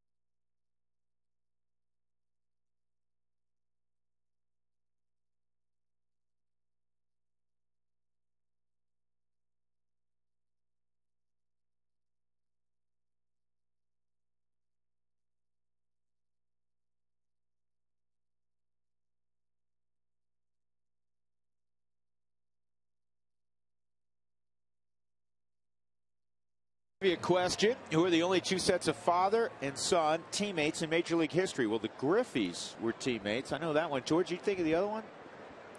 I said Yogi and Dale Barrett, but he threw it out because he said manager doesn't count. They got to be playing together. Oh, Rock Raines and his son with the Orioles. Yeah, Rock was like 45, and they kept brought him back out of retirement to play. No, I'm just teasing. Come on now. Keep waiting. EY retired, or those 2 could probably play together. Big EY's probably still in good enough shape. You know, Big EY, and we just saw Eric Young, Sr., a couple weeks ago, joined us up in the booth for a little bit. He's a busy man, but they got to play together in a couple of spring training games. Well, actually, against each other, I should say, in a couple of spring training games. Freddie Sanchez is 2 for 2, single and an RBI, and a 2-run homer against De La Rosa. You know, George, this is an opportunity for De La Rosa. The game did not start well for him in the first inning, nor the second inning. A couple of scoreless innings back to back. He gave up just the infield hit to Robinson Diaz the last 2. It's a chance after a rough start to rewrite the ship, go 6 or 7 innings, somewhere in that neighborhood, and get a win for your club. Well, absolutely. It's 5-3 right now, and he's done a pretty good job of trying to handle it. You just got to throw strikes. He's behind 2-1 here. Leadoff man at the plate. And Freddie Sanchez, a very good hitter. He's been good against De La Rosa. Sharply hit. Tulowitzki gathers himself, and you know, infielders on the left side have an internal clock, and they know base runners. They know just how much time they have. Tulowitzki getting Sanchez by a step. 1 out. That'll bring up Delwyn Young. And let's check in with Mark Stout with today's great Colorado payback sideline report. Hey, Mark. Hi, Drew. George here, right over the Pirates dugout. Have you heard about the reality show that was held in India called $1 Million Arm? And the Pirates ended up signing 2 players from that reality show. There was $1 million up for grabs if somebody could throw an 85-mile-per-hour strike. Now, there's a billion people that live in India, and they signed 2 players, a righty and a lefty. I get these names right. Dinesh Patel and Rinlan Singh. 1 through 90, the righty through 90, the lefty through 85. They worked with Tom House in November, and they've been in Bradenton, as this is down low, where the Pirates train. They've been there for extended spring training, and they're about to start throwing at the Gulf Coast League. They're the first players from the country of India to be in the big leagues in a big league team as a pro. They're only 20 years old. They're giving it a shot, and we'll see if they ever make it to the big leagues. But an interesting reality show that happened last year in India, guys.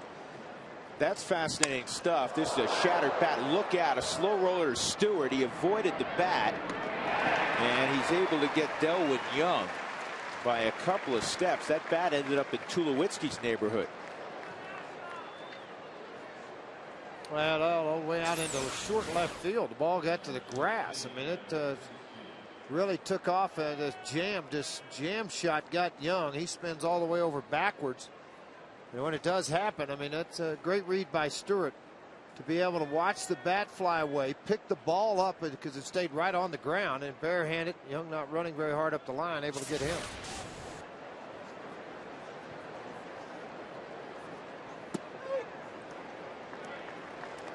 They'll replay that again. Let's see, did the ball hit him in the leg? No, I think the ball hit Young in the leg. Well, if it would have, wouldn't he have argued? Huh? He was really slow getting up the line. You'd assume he would have argued. He would have stayed there and said no. He wouldn't have done that. Let's see it again, guys. Right on the Hyundai cam right here. Now let's see if this ball goes off his leg. And if it did, why didn't he argue? What? There's no question it did. Why wouldn't he say something? Why wouldn't John Russell have come out? I don't get that at all. I mean, it wasn't but as a hitter, why would you run? Doug seems to think he thought it was the bat that hit him in the leg. You're out there.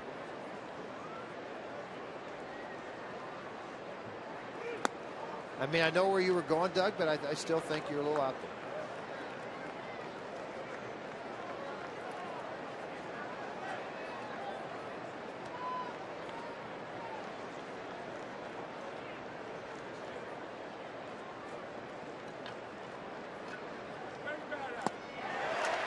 See you later. Good inning for De La Rosa. A couple of ground balls and a punch out of Hinsky. 5-3 Colorado.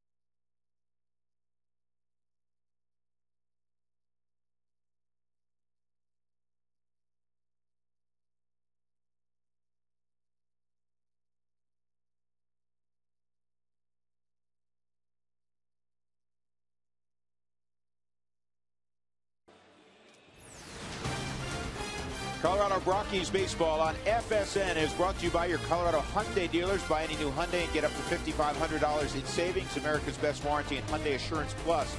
By Geico, 15 minutes could save you 15% or more on car insurance.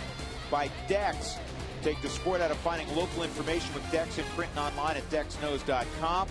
And by Burton Subaru, lease a new 09 Impreza for only $179 a month.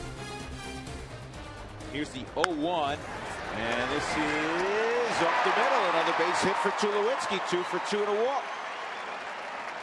So he is 5 for 8 against Paul Maholm in his career. He started the third with a base hit, would score the Rockies' 4th run on a Garrett Atkins single. And Garrett Atkins 7 for 13 against the left-hander.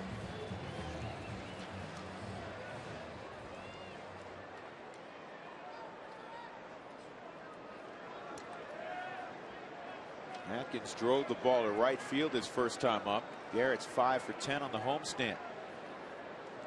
Rockies in the month of June. I mean, they've only lost 1 game, so actually a couple games early in the month, but 1 game over their last 16 played. They're 4-0 against lefties. And the 4 lefty starters that have faced them have a combined ERA over 9. And Maholm's right now is pretty lofty, having given up 5 runs in the first 4 innings.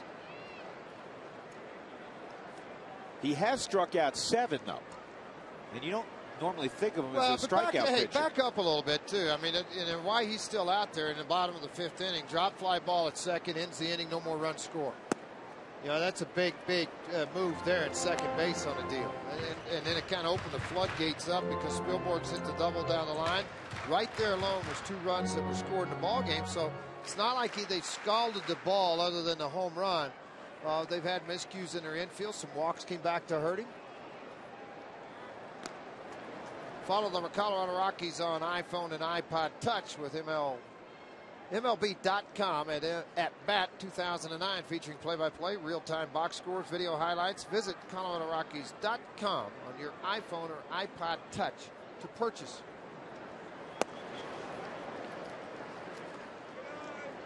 2-1 on Atkins. Troy Tulowitzki now hitting .346 on the homestand. He's not alone with guys hitting above 300 in the month of June. Smith, Phillips, Barmes, Helton, Hopp, Stewart, all above 300 this month. 3-1. There's Stewart getting ready to go.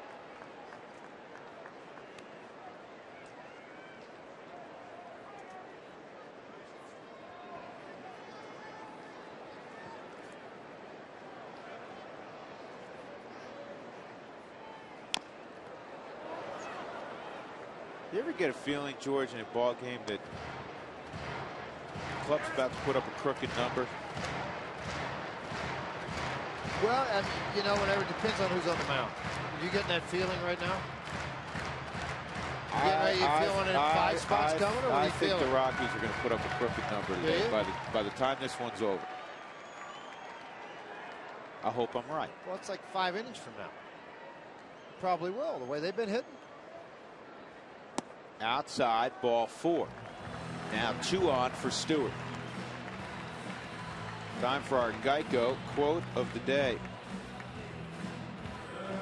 Ralph Kiner, this was a famous one, a malaprop of sorts. On Father's Day, we again wish you all happy birthday. Ralph, who still does some Mets games, well into his 80s. He has been one of the Mets broadcasters, George, from day one, 1962, and of course he's a Pirate Hall of Famer.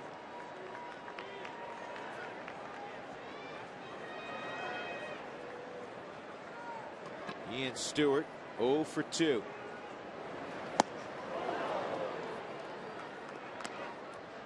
In the crowd, even when Stewart swings and misses, they ooh and ah because he has such a powerful kind of a buggy whip swing. It's like Prince Fielder, his swing, he finishes kind of a high arc. 0-2. Only 1 third baseman in the National League who has more home runs than Stewart, despite the fact that Stewart hasn't really played every day until the last week and a half. And that's Mark Reynolds of the Arizona Diamondbacks. Reynolds, one of the few things going right for Arizona this year.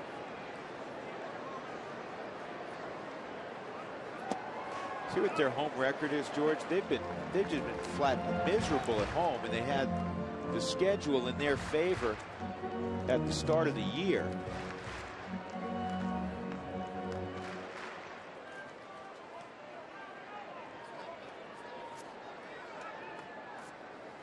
And in Seattle, they have a better road record.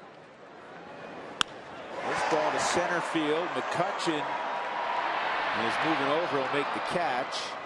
Tagging and moving up is Tulowitzki. Arizona at home is 14-23.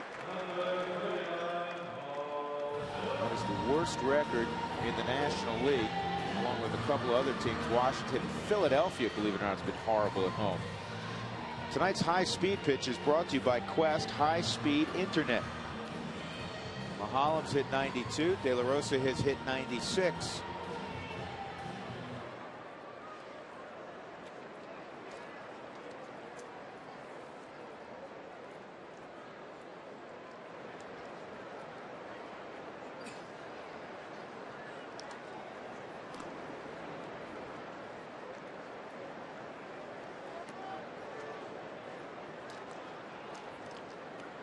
Paul Phillips, a walk and a pop out. Chance for Paul to drive in the Rockies' 6th run. Steven Jackson now throwing down in the Pirates bullpen. That's a good swing by Phillips. He was right on that.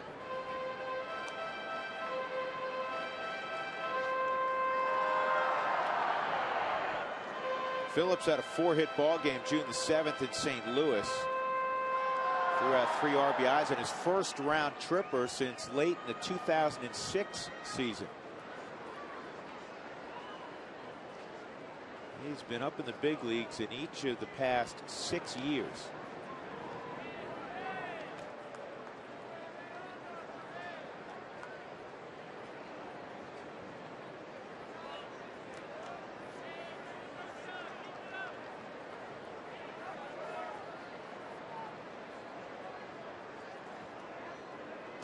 Atkins has a 1.5 lead with the blind spot behind him. Mahalam concerned maybe the Rockies would put some sort of first and third play on. Rockies have squeezed once this year successfully with Stewart at third. Tulowitzki's down there right now.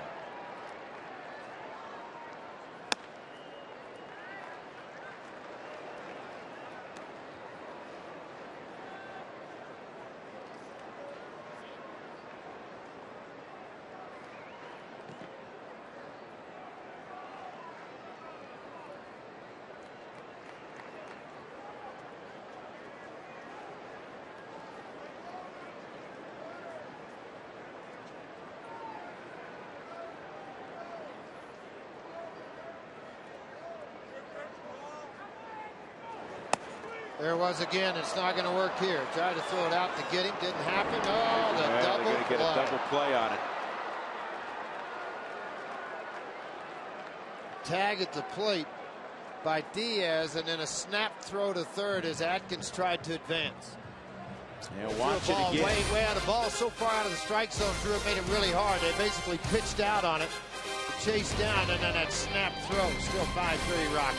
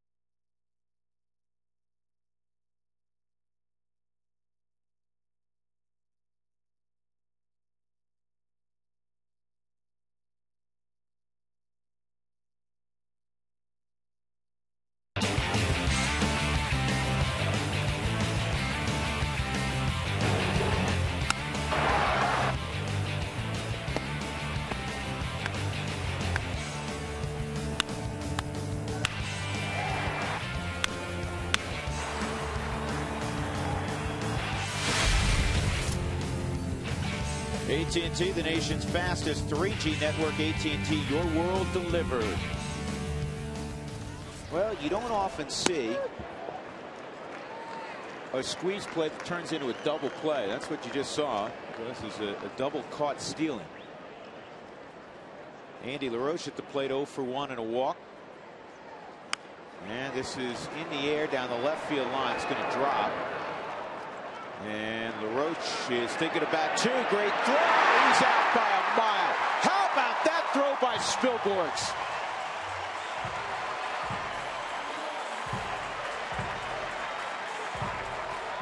You're tracking that in the air and you're saying, you know what? He's a dead duck. Well, the thing is Spilborghs hustled after the ball. And he's got a right field arm to go along, and he's stuck in left field today. When this ball drops out here, watch him grab it and just gives it a glance, and then, I mean, a perfect strike into second base. And LaRoche headed back to the dugout.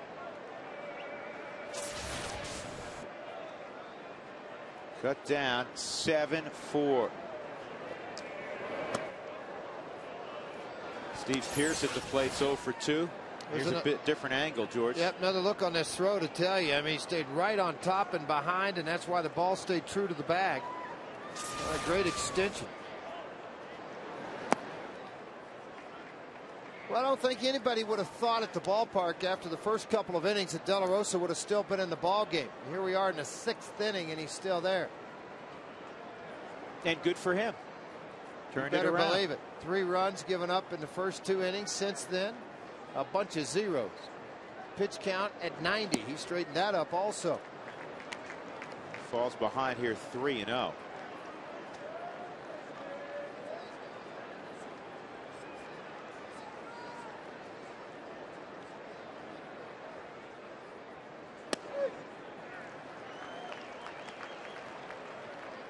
Got a long inning in the first. I talked about it. 6 pitches this inning.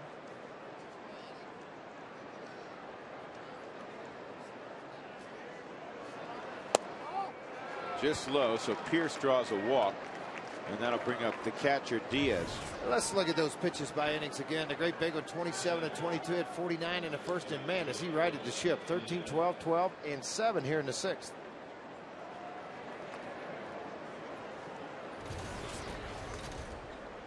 Diaz had an infield hit his last time up. De La Rosa in search of his 3rd win. He went for a period of time as Dak is calling the bullpen. We assume. I don't know where else he'd be calling.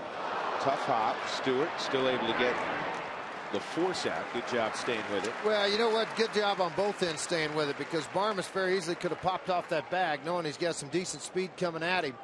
They're going to lay some leather on him, and I think that's where, you know, as a second baseman, he's going to stretch, act like the first baseman, because one of 2 things happen here. It really allows himself to clear and get out of the way. See, as he came into second base, you avoid getting cleated. It's the second time we've seen him do that. Josh Fogg starting to toss down in the Rockies bullpen.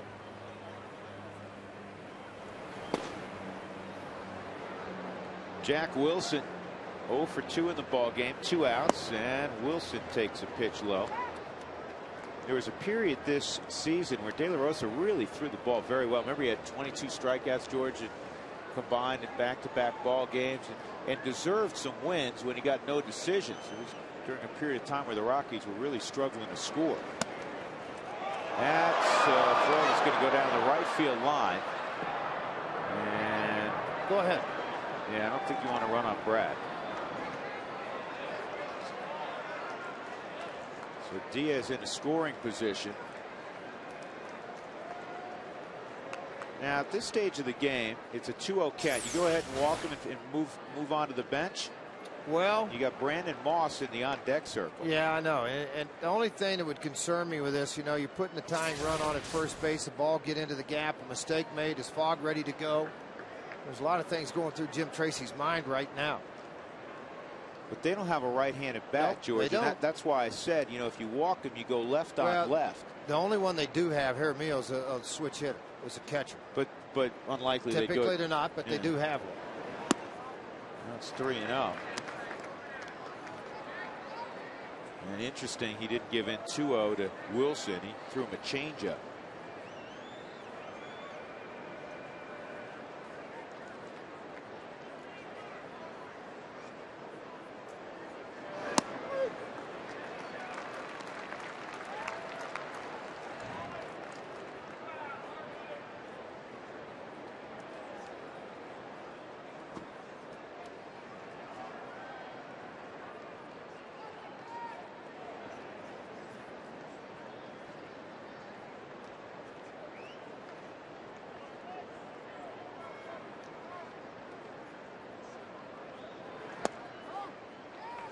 So Wilson walks, and that'll bring up Brandon Moss, who started last night, swung the bat well.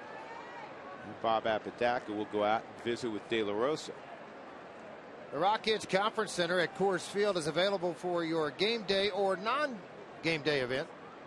Groups of 25 to 200 will enjoy the views of the city as well as the ballpark in a unique meeting place. For more information, 303 Rockies.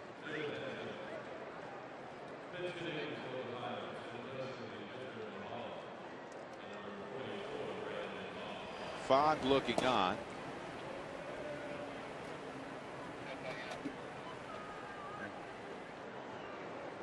De La Rosa will get after Brandon Moss here in a moment.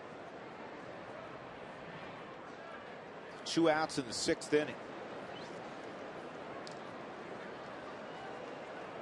Rockies with a win, a chance to have an 8-1 homestand. Turned everything around in their season over the last 3 weeks, and also in their home ballpark. They've had so much success through the years, but they came in to this homestand 5 games beneath 500 at Coors Field. Didn't sound right, didn't feel right. And the Rockies have turned it around. That's low. Moss in the ball game yesterday went 3 for 4. Pair of doubles, couple of RBIs. Left on left, he's 6 for 26 this year. And he's way out front of the slider. A lot of times when you get tired as a pitcher, you try to overthrow pitches. You try to create arm speed. And when you do that, you take the ball out of the strike zone by forcing it. 101 pitches in the ball game, 61 of those a strike for De La Rosa. He'll just stay smooth with the baseball. Don't try to muscle it up. He's done that. He's run the count to 1 ball, 2 strikes. The velocity's there. Finish it off with a good slider down and away. Yeah, you mentioned the velocity being there. That last pitch at 95. He's at 96 today. Rockies up 5-3. Put him away right here. Go to the slider, George, again? Well, why not? I mean, I think you got 3 shots at him to take it to the outer half of the plate. Left-handers, a lot of times I don't see him bail on a pitch, as he did there. A little bit of a flinch. You know, that if you hang it to the inner half of the plate as they start to bail, that's when they're going to hurt you. He missed location with it. That's a ball inside. You can see on the overhead camera, it's not going to be a pitch that got into the strike zone. It wrapped around the plate. That looked like a strike, but it was a reach back because Phillips had set up outside. It came around the plate. I think that's why it's not where he caught the ball a lot. And he took that one. That was a tough pitch to take right there. Brad Hobson, right field, going, wait a minute, you rung me up on something like that. Let's go. Ring him up. Did his hands flinch? That's what I did. He didn't go. But then again, neither did Brad an inning ago. With 3-2 on Moss with Andrew McCutchen on deck.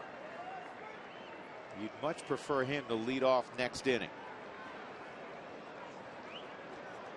That goes without saying. Got it. Did Phillips hold it? Nope. Very difficult to do. I mean, for a catcher, because the ball's getting redirected. If it's just nicked by the bat, a lot of times it'll catch into the glove. See that ball redirected almost 6-8 inches.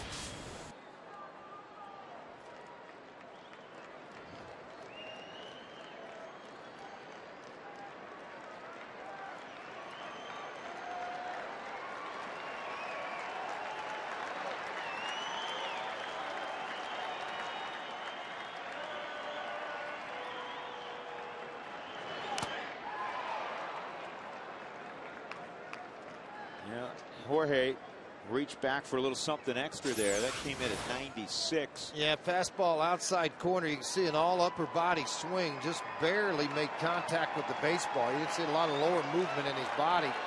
Fooled by the pitch a little bit. Just kind of quick set down. That ball got by him.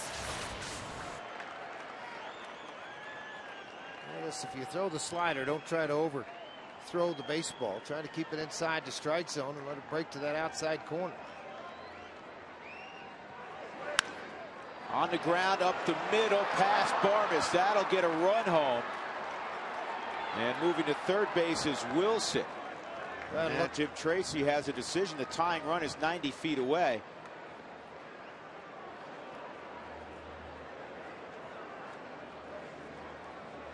How big a play was it for Spielbergs to throw out LaRoche the start of this inning, too? Things starting to get extended as you think he's a pull hitter, which Moss is able to squeak it by right by Clint Barmes into the outfield. And after the left-hander, I thought this was what Jim Tracy would do. He'll go down to the bullpen and bring in Josh Fogg.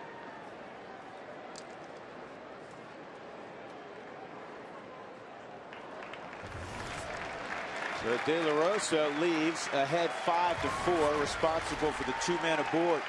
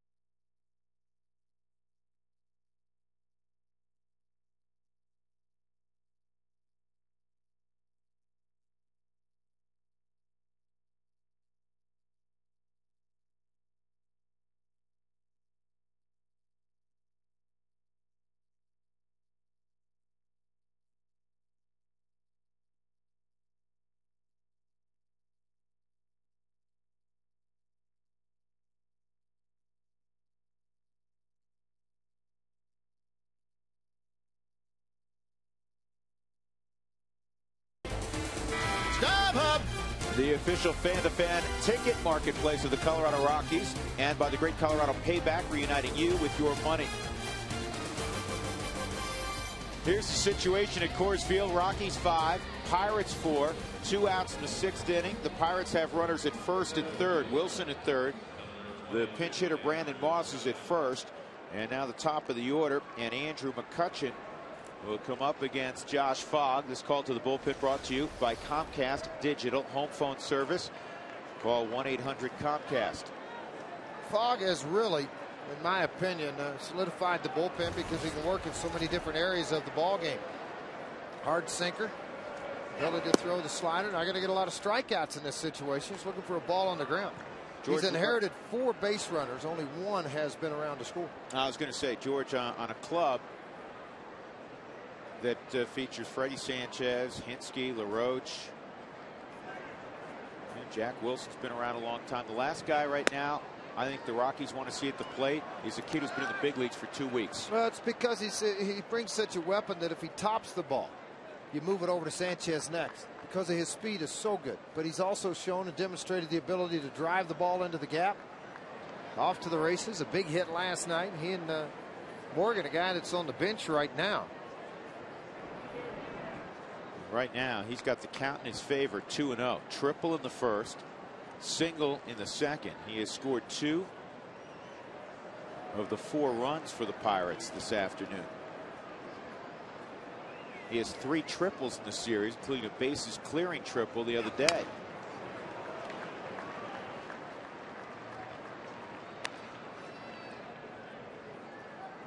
Well, the other side of this is, too, for McCutchen, he's never seen Fogg. That's one thing. But the other swings he's taken today off De La Rosa, who had set 90 to 95, 96 miles an hour. You bring Fogg in from the right side, topping out at 88, 89, sinking and sailing away from the right-handed hitter. Sometimes you give him a little different look, you get a better result.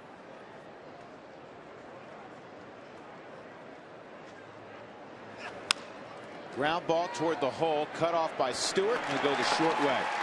But Josh Fogg gets the dangerous kid, Andrew McCutcheon. The Rockies will head to the dugout with a 5-4 advantage.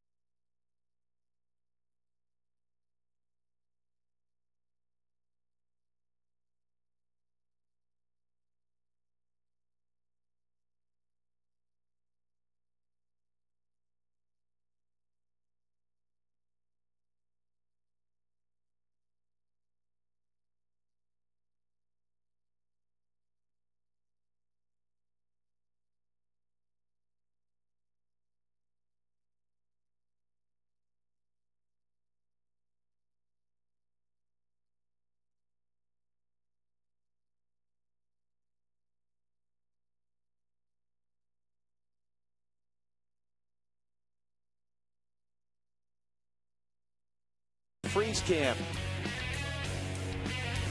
Well, it's all about dads today at the ballpark on Father's Day 2009. A lot of father-son, father-daughter combinations. Oh, there's my littlest one, Gaber. Now's the Frostbrewed Coors Light Freeze Cam.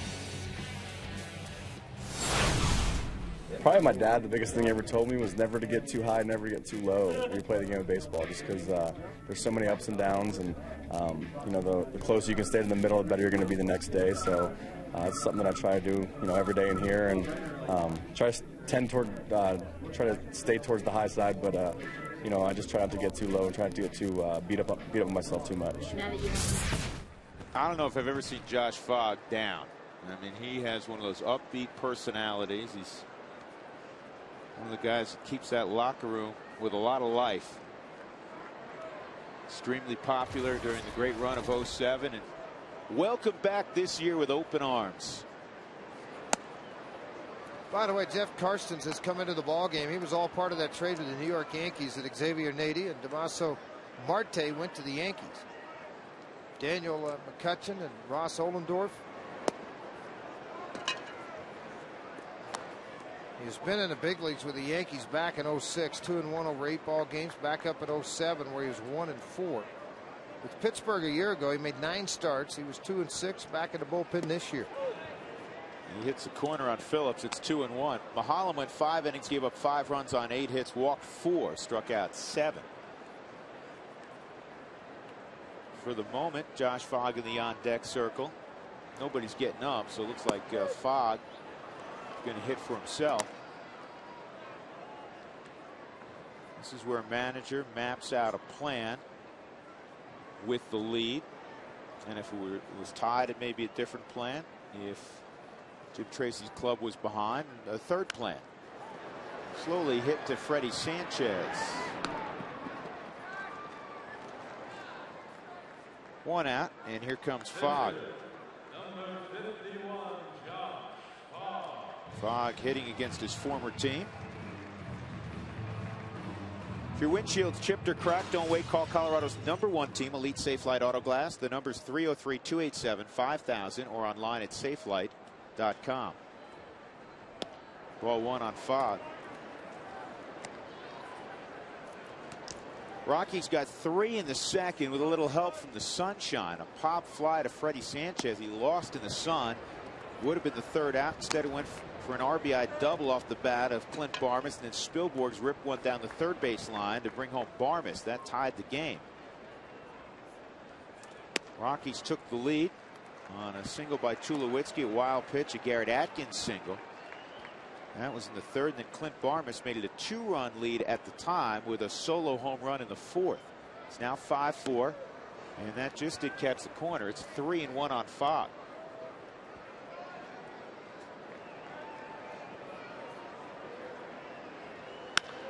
And this is hit hard, but right at Jack Wilson. 2 outs. Center fielder Dexter Fowler coming up for the 4th time. Dexter is 2 for 3, an RBI, a run scored.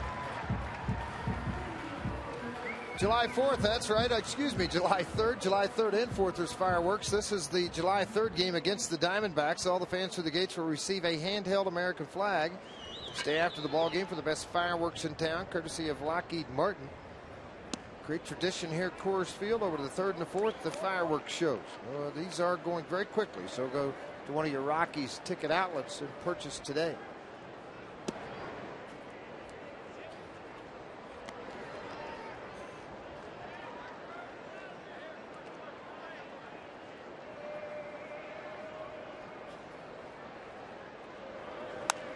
Fouled off. One of the things Jim Tracy said last night, and he said it a couple of days ago, that really resonated with me, and it gives you an idea who Jim Tracy is, that it's all about the team and not about him. When he was asked originally about the 11-game winning streak, he said, this is uncharted territory for me. The most games I've ever seen a big league team win when I was the manager was 10 in a row in 2004 with the Dodgers. He said, but the guys in that clubhouse, a lot of them, he said, they've been here before. They've done that, referring to the guys who played in 07, who won 11 straight, and then ultimately another 10 in a row, 21 out of 22. So he was, again, deferring to the players. And George, tell me, I guarantee guys never appreciated that. They do appreciate that. I think part of that is a learning process, rightly or wrongly. He was accused at Pittsburgh of not doing enough of that with his players. And I think that's one thing that you learn as a player, as a manager. Everything I've heard about Jim, he is a player's manager by far. And I think today with everything, well, here's the thing about it. He can manage and put guys in position to be very, very good and do their jobs, but they have to do their jobs to make him look good. 44,131 at the yard today. That's awesome. That's off his foot.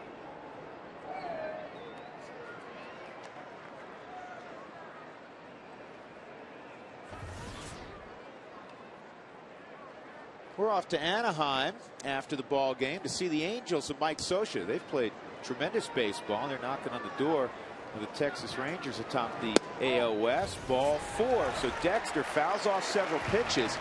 And now with the righty on the hill, 1-run lead. Barmas at the plate. Maybe an opportunity for a little 2-out noise, George. Well, why not? You got lost a run. Now you need to pick up another one after it. 5-4 now, back in the 4th inning. It was Clint Barmas that took it down the left field line to add to the tallies.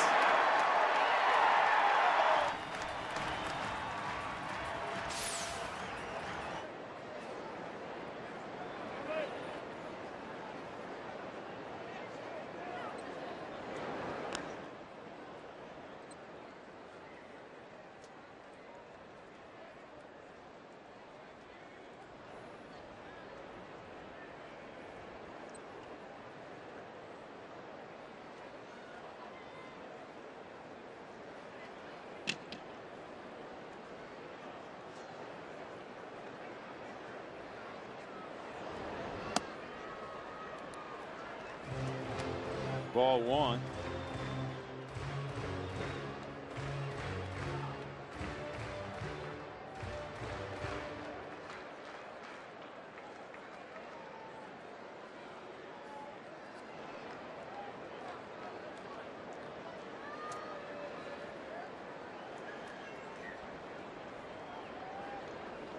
One and 0 on Barmas. Fowler at first. He draws another throw.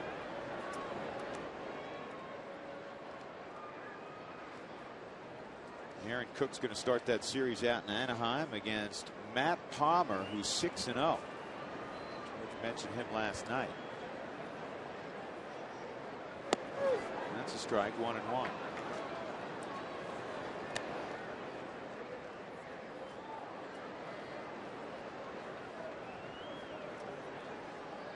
Rockies, an opportunity for an 8-1 homestand. They've had 2 unbeaten homestands, 7-0 and 6-0 in the past, 1 in 96, 1 in 02.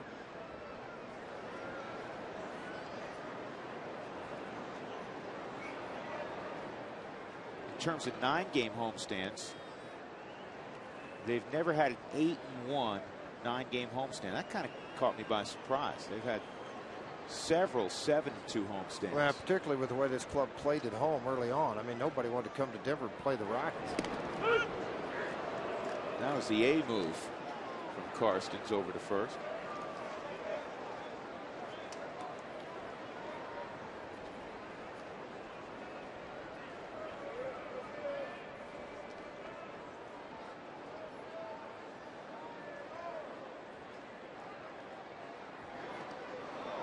That gets away, but not far enough, and I think it drilled Fowler in the shoulder.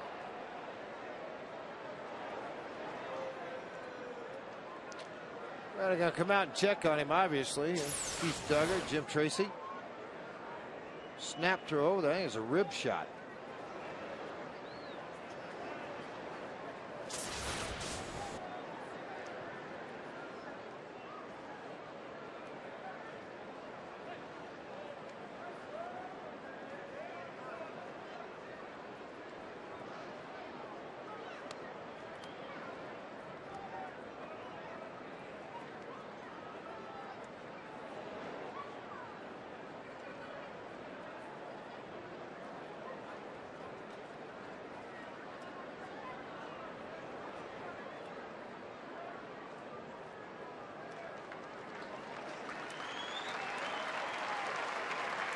I love those conversations. How does it feel? It hurts. It's kind of like when you go to the doctor and he says, "Where'd you get hurt at on the knee?" And he starts squeezing all over. Where's it hurt worse? Where you're hitting it. Right there.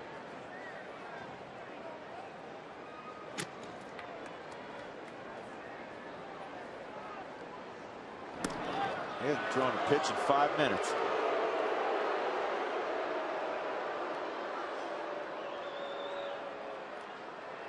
Two outs, 1-1 on Barmes. A walk, a double, a home run for Clint. Rockies up 5-4 as they hit in the 6th.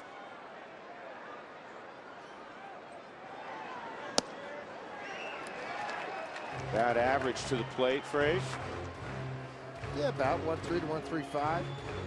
Got a catcher that stays around the 2 flat range of Diaz, so.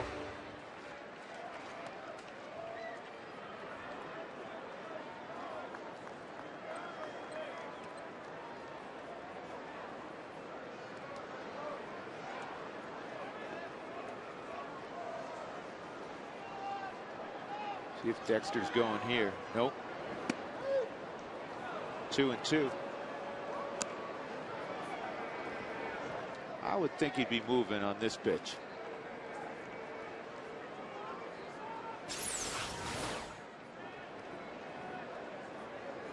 Caught the inside corner.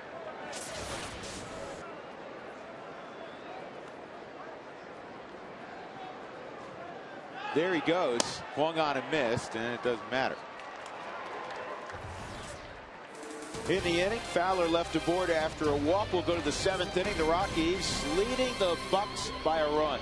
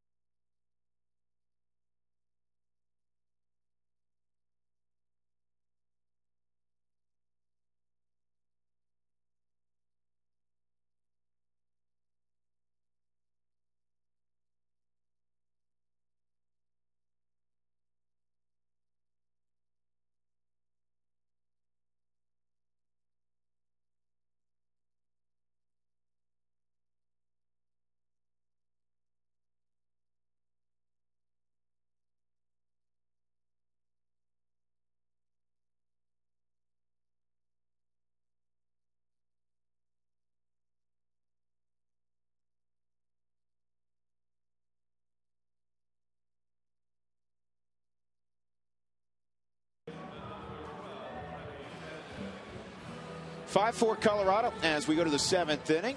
And we haven't visited with Mark Stout in a while. Mark, what are you up to? Let's get you the decks this date in history. And, guys, we go back to 1964 for the 5th perfect game ever pitched in modern history. And that was by Jim Bunning at Shea Stadium. It was a 91-degree afternoon. Bunning threw 90 pitches in 2 hours and 19 minutes. You see the Phillies and the Mets. It wasn't interleague then, but he beat the Mets 6-0. And what I like about it, you mentioned Ralph Kiner doing the Mets games. Yeah. Ralph Kiner had him on the post game after that, and then they worked a deal so that he could be on the Ed Sullivan Show that Sunday night for $1,000, because the Ed Sullivan Show was on from 8 to 9 Sunday nights. He did that show, and then he took his wife and daughter on Father's Day out to a Howard Johnson's off the Jersey Turnpike for a little dinner to celebrate his perfect game that he pitched at Shea Stadium. And I know you don't like this, George, 45 years ago today. Wow. Yeah. That slides Best foul. part about that whole story was the Howard Johnson for dinner. Hey, you didn't get better than going to Hojo's. Come on. I'm telling you. Wonderful. An East Coast You liked the fried institution. clams, didn't you? Dougie's all over the fried clams. You didn't get to those kind of joints, I know. Growing up, we did, absolutely. 1 ball and 2 strikes on Freddie Sanchez. Single and a 2-run home run. Also ground ball to short. Josh Fogg just missed away with that fastball. One of the things, if you remember Fogger's repertoire, when he gets ahead in the count, he likes to cut the fastball to righties on the inside corner, kind of throw it at their hip.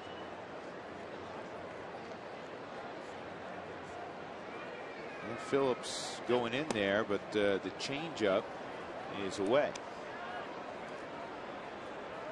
Well, Fogg, and the other thing that makes him so valuable out of the bullpen, typically a strike thrower. He's going to get beat by putting the ball in play, not by walking people. And to reach for it, Dexter Fowler is going to reach up and make the catch. Threw off Sanchez's timing just enough to get a lazy fly ball. That'll bring up Delwyn Young out of the 3-hole. Delwyn hit by a pitch in the 1st inning, a strikeout in the 2nd inning, and a ground ball to 3rd. Pitchers of record, Jorge De La Rosa on the plus side, Paul Mahalam on the south side.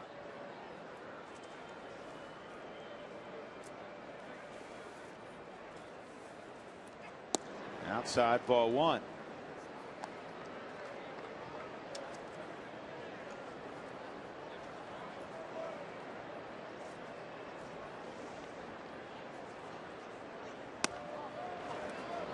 Two and 0. It's time for our job done right player of the series. Actually, you know what? We're going to do our job done right player of the series after Delwyn Young is done with his at bat. Change up in there, 2-1.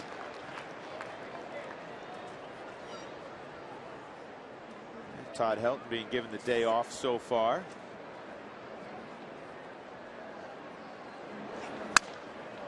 It's off the end of the bat to right field. 2 outs. Now it is officially time for our job done right player of the series. And it is Todd Helton, even though he's not playing today. 5 for 9 in that dramatic home run last night to win the ball game in the bottom of the 9th inning. His 6th career walk-off. A 2-run shot, 438 feet.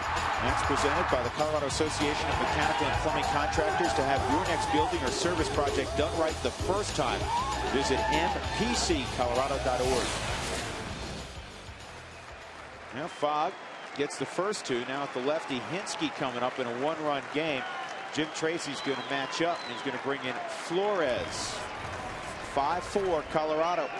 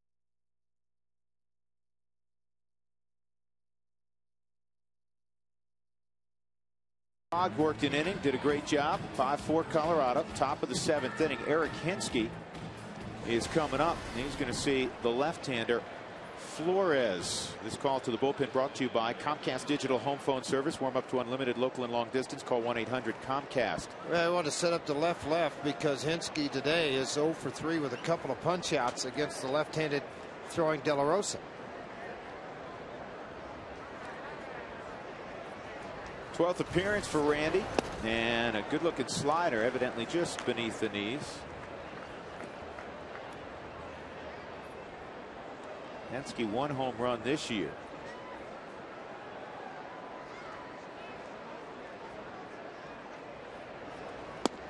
And he's out in front. It's 1-1.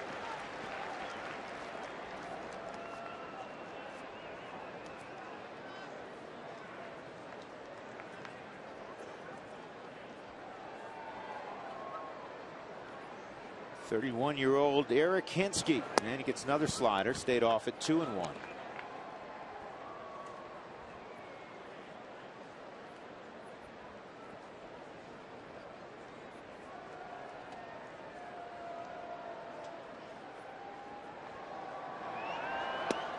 That's a great pitch on the block. 2-2. Hinsky's from Wisconsin, but he played his college ball at the University of Arkansas. Great baseball program at the University of Arkansas.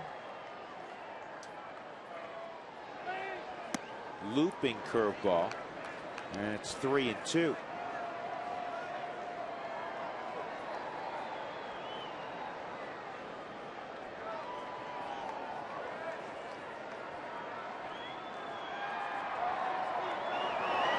Swung on and missed.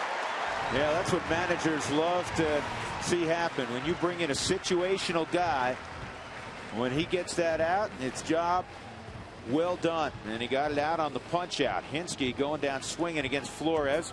And we move on to the bottom of the 7th inning with the Rockies ahead 5-4. Stretch time at Coors Field. And on Sunday, we love to stick around and honor America with God Bless.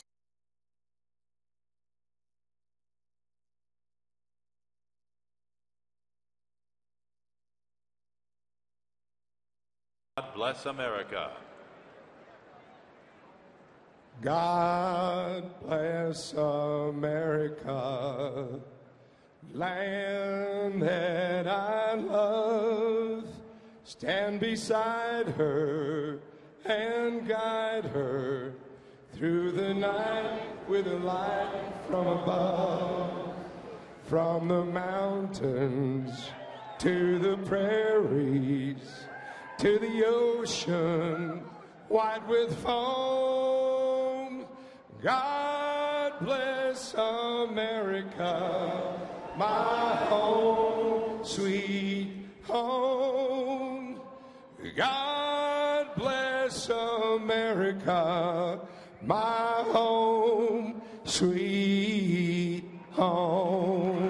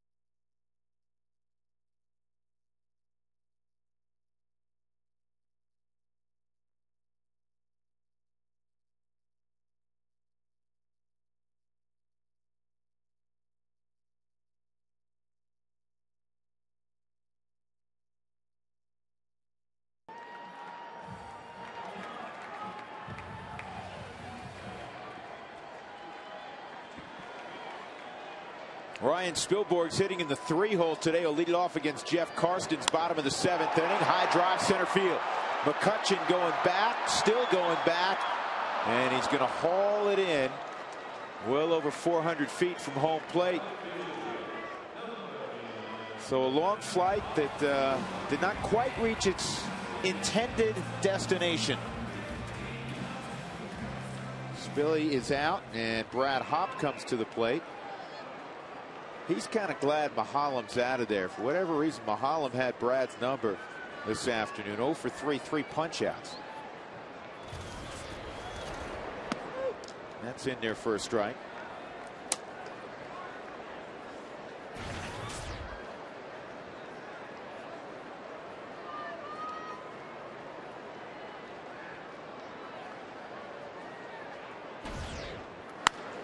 And Brad hits one high in the air to right center field. He just missed this one.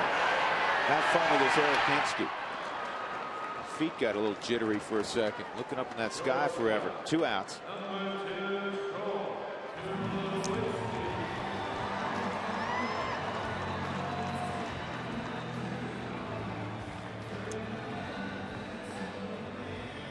Tulowitzki's had a nice ball game. Been on all 3 times.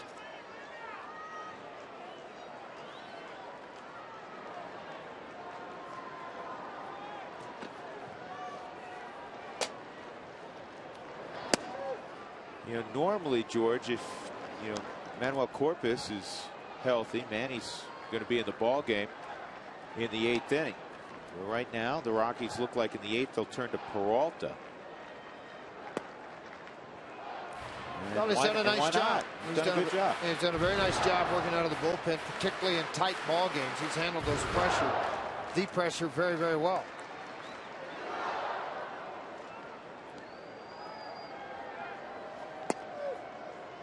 One and 2.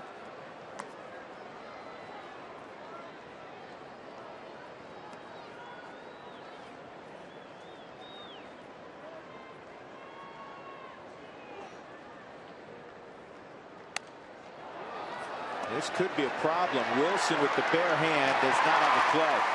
And Tulo is 3 for 3 and a walk.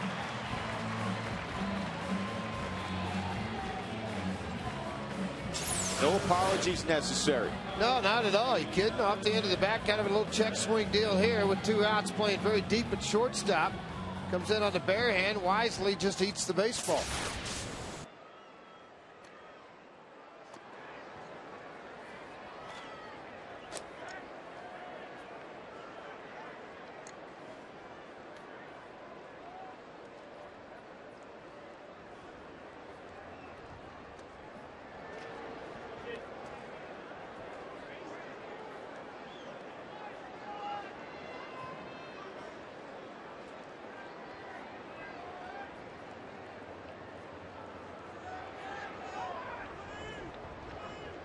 Atkins at the plate.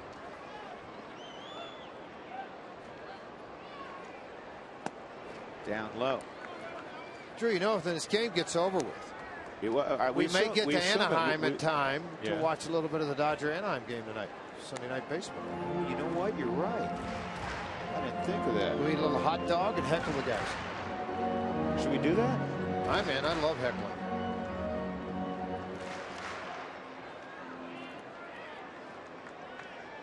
I forgot about that. This ball is roped to left center field and deep. But it's going to be chased down. Did he hold on? Yeah, he did. That ball just hung up, George. I thought we were at Petco for a moment. Off the bat, you thought that thing was a tweener. Delwyn Young got there. The wind knocked that down. It's blowing in pretty significantly. Nice catch by Young. 5-4 as we go to the 8th.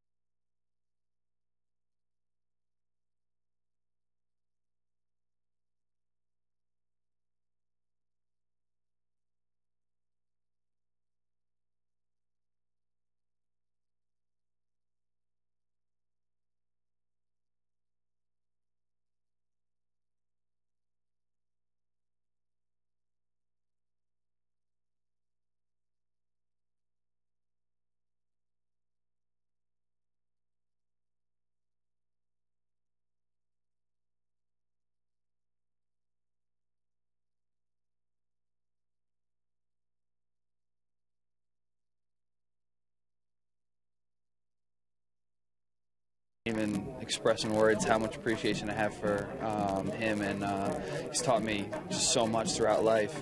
But really, you know, I think what he's taught me more than anything is just focus on the moment, and really don't think about the past, don't think about the future, think about what you're doing at this moment. Here's Matt Daly honoring his dad today. And to my dad, happy Father's Day. Maybe looking on this afternoon. Here we go. Andy LaRoche up against Joel Peralta, and the fastball in the outside corner at 92 miles an hour, strike one. Peralta has done a terrific job in 10 appearances with the Rockies. The opposition just 8 for 38 against him. Righties, George, 3 for 19. I like the ability of the changeup. He could throw it or left or right-handed. How about the splitter? Yep, that's his changeup. Pretty good. Bottom just falls right out of it. You really get the good down move on the baseball when you extend to the plate area.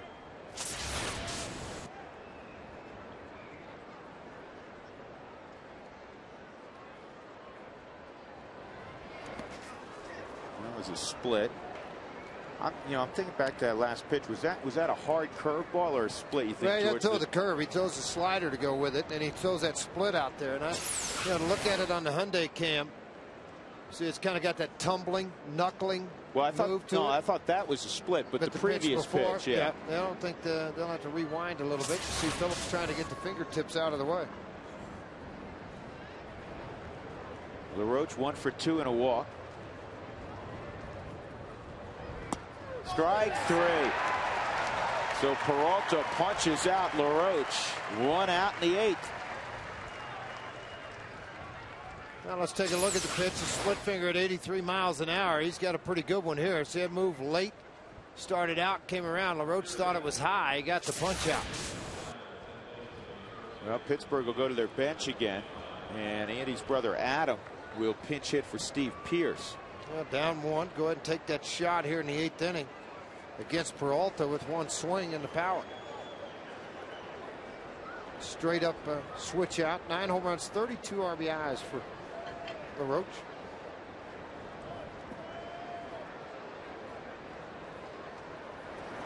Fastball poured over the outside corner, 93 miles an hour. You look at the Rockies bullpen as it's currently constituted, George. Matt Daly is down there. He wasn't with the team at the start of the season. Alan Embry was. Randy Flores was not. Josh Fogg was not. Joel Peralta was not. Juan Rincon was not. On the ground to second. 2 outs. Due to a lot of injuries and a lot of guys not having success, there's some change outs that have to happen. That comes in. This is kind of a theme with the Rockies bullpen every year. You have a lot of movement inside the bullpen.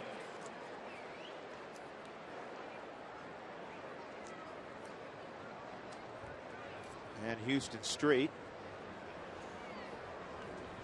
Now Jimmy Wright's done a nice job because when you have a lot of new faces, you've got to learn what their strengths are, try to build off of those. Confidence side of things down there. Robinson Diaz, and there's the slider for a strike. So the only guys down there who were down there when the Rockies headed to Phoenix to open the season, Houston Street and Alan Embry. That's not unusual in baseball. Even with teams with established bullpens going in, there's always injuries. There's always some guys that maybe didn't perform up to the level they had hoped to perform, and you switch things out. It always seems to be a fluid situation, bullpens in big league baseball.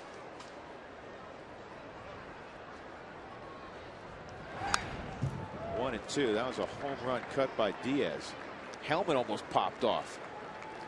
Well, he's got 1 home run, but he felt like he'd get a ball in that inner half. The game's, I mean, it's time running out. They're 4 outs from being over.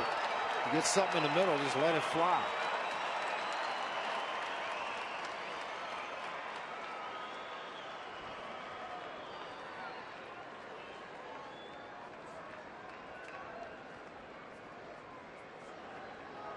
Peralta ahead 1 and 2 with 2 outs in the 8th.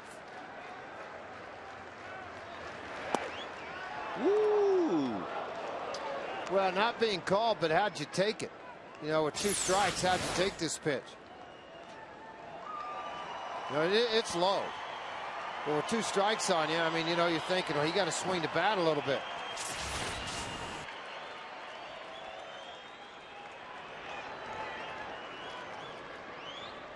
Now the 2-2. Went to the splitter. Diaz covered it. In the 8th inning, the Rockies will have Stewart, Phillips, and then a pinch hitter. It looks like Sean Burnett's going to get work in all 3 ball games.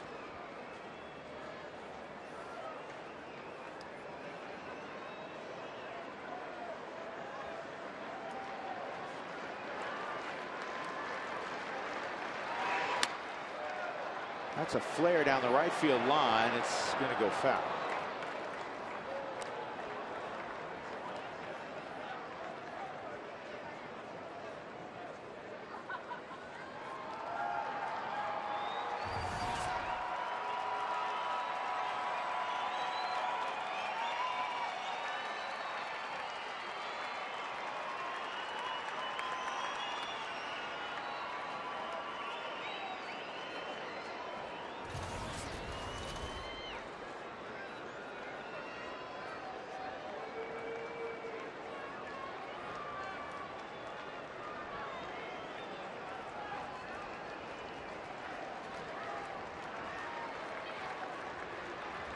Another 2-2.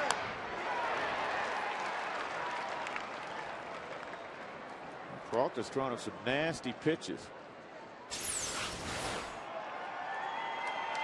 Well, you're not kidding. Yep, that's that splitter with a great big move, just able to nick the baseball.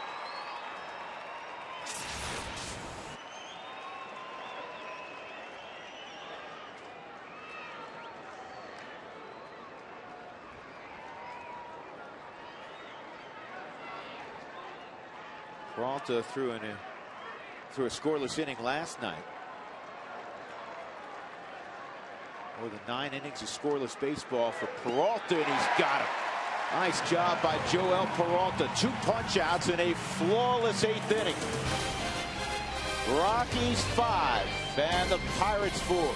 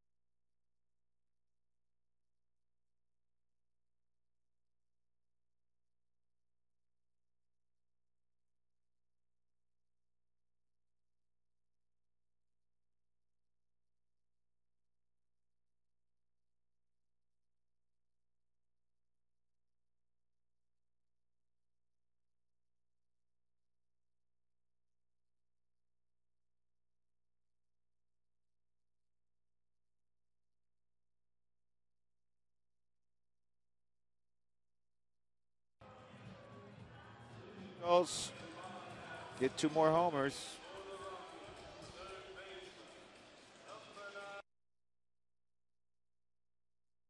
Baseball on FSN is brought to you by Searchlight Channel 888 on your Comcast remote for real estate, automotive, careers, and more.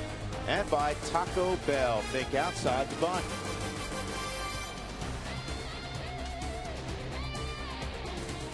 Adam LaRoche stays in the ballgame at first base for Steve Pearce. He pinch hit for him. And the new pitcher, well, there's no new pitcher. They didn't bring Burnett in. It's Karsten still. This is his third inning of work. Ian Stewart's 0 for 3.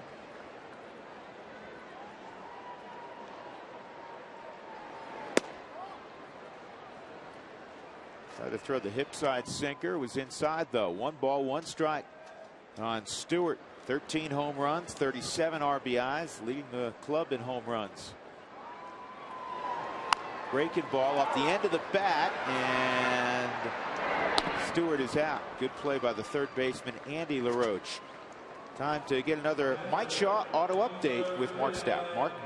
All right, Drew, one last Father's Day shout out, this time to James Street, the father of Houston down in Austin, Texas. You may or may not know that Houston wears number 16 to honor his father, who played quarterback at the University of Texas. He was the wishbone quarterback. They won the national championship back in 1970, and then they won it again with Vince Young, of course. What people maybe don't know is that James Street was actually as good a baseball player as football player at Texas, through not only a perfect game but also a no-hitter for the Longhorns. Was drafted by the Indians, but it was at the latter stages of the Vietnam War, and he went into the National Guard and then was never able to get into the big leagues. But Houston wanted to say hello to his dad. James watching, that's why he's wearing 16. He wore 20 in Oakland, won the Rookie of the Year, couldn't change to 16 because it was Giambi's number. And of course, Giambi's back with Oakland. You guys will see him next weekend when you're out there, so he could finally wear 16 here in Colorado for his dad, guys. And when Houston goes out with his dad around Austin, Houston doesn't get the attention. It's all about his dad, who is and will be forever a legend in the state of Texas. James Street. 2 balls and a strike on Paul Phillips. And Paul keeps his hitting streak alive. He's now hitting 6 in a row. A 1-out knock, and Seth Smith will be the pinch hitter for Joel Peralta.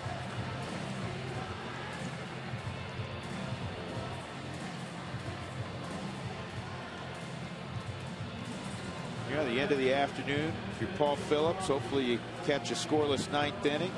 You're on base a couple of times. You do a good job behind the plate. That's another job well done.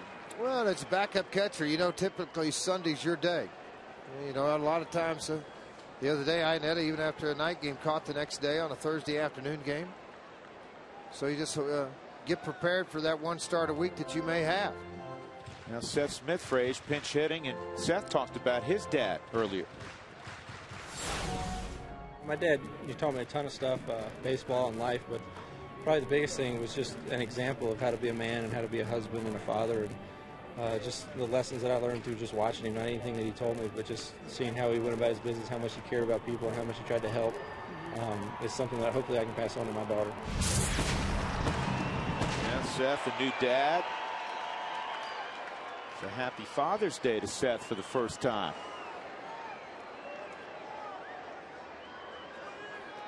He's the last guy National League pitchers, or American League pitchers for that matter, want to see coming off the bench. He just excels in this role as a pinch hitter.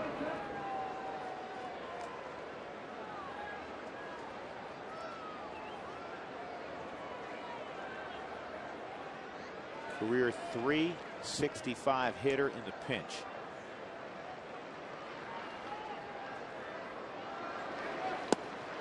And last night he got the base hit in front of Todd Helton's 2-run home run in the bottom of the 9th.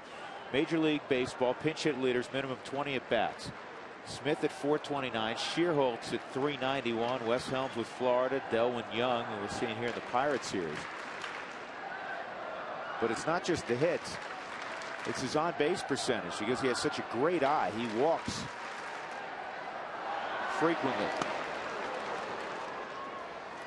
In fact, I'm going to check the walks right now at the Rockies. For a good portion of this year, Smith, even though he doesn't start every day, was leading the club in walks. Tulowitzki has 32. Smith has 26. Helton's got 31, and Hop has 28. So it's kind of a logjam near the top of that category. But Smith has far fewer plate appearances than most of those guys. Fouled off. You know, the first 3 guys play virtually every day. Just watching John Russell down there to see what he's going to do as far as the running game and what he has a concern there. There's not much speed at first, but what are they going to try to accomplish with this next pitch? A lot of conversation between himself and Joe Kerrigan about their bullpen. They had a left-right combination going earlier. Burnett was up. Which side of the plate do you want Dexter to hit on?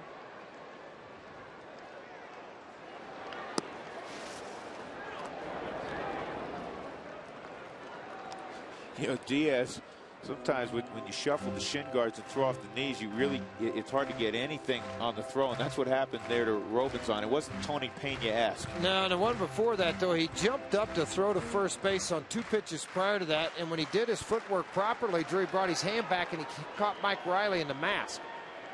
And it prevented him from doing it. So I think that's the reason why he stayed on his knees. Oh, wow, Smith with another hit, roll to the wall, baby, it will. Phillips will get a stop sign on the double by Smith. It's really unbelievable how good he is in the pinch. How big would these 3 runs be right here? Oh my, would it be wonderful? You pick up, a couple of runs here with second and third and only 1 out. Fastball in or half down. Very good low ball hitter standing right on top of the plate. Gets the head out and zips it right by Delvin Young and right. That's kind of off to the races.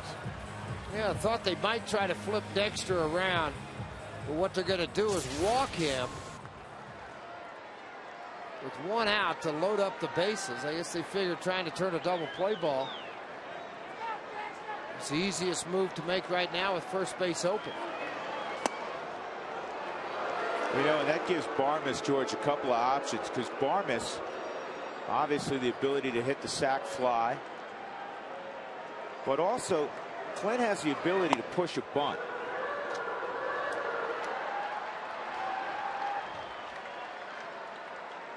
Yeah, for me, I'd like to see him just swing the bat. They already tried to squeeze one time today, and it didn't work out and turned into a double play. I know a safety squeeze may work a little better. For me, I prefer that he swing the bat a little bit. He's hit 400, 2 for 5 with the bases loaded in this situation. So I'd rather just get up, take a few hacks at it. Yes, Matt Capps warming up. Russell's coming out of the dugout. If they had their closer going, or who the right-hander is, dug down warming up in their bullpen. It's Jackson, the right-hander. He pitched in the game last night. Had a 1-2-3 inning. So Karstens is gone after 2 1/3. 1 out in the bottom of the 8th. The Rockies have the bases loaded, up a run.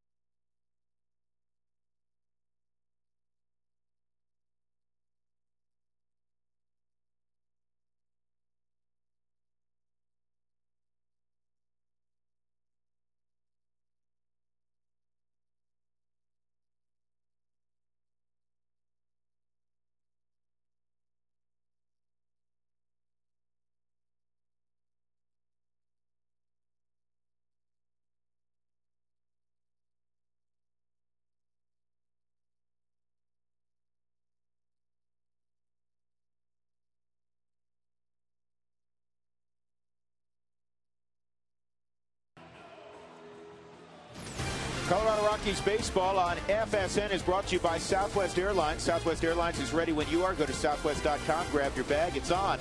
By Comcast Digital Home Phone Service. Warm up to unlimited local and long distance. Call 1-800-COMCAST.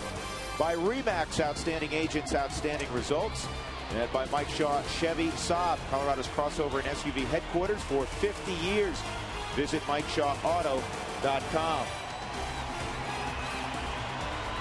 Crowd alive in Lodo. Rockies up 5-4. Bases full of Rockies here in the bottom of the 8th inning. Phillips single. He's at third. Smith a pinch double. And then Dexter Fowler intentionally walked Clint Barmas. 2 for 3. A double, a home run, 2 RBIs. As he faces Steven Jackson.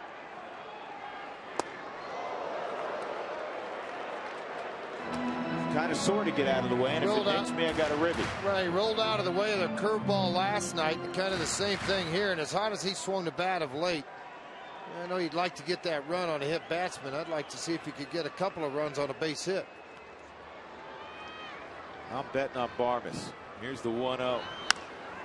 Pulled foul. Richie Dower ducks.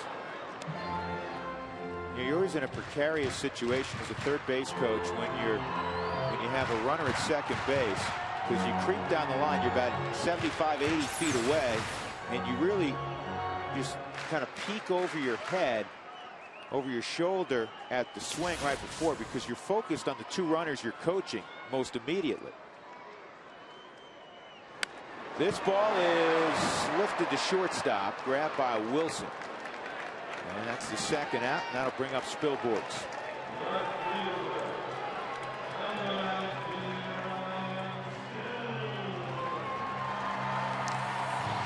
Spilly in the ball game, a sac bunt, an RBI double in the second, a strikeout, and a drive to very, very deep right center field that was hauled in by Andrew McCutchen. And McCutchen right now shading in that direction. Now he plays a shallow center field. A lot of room in left center.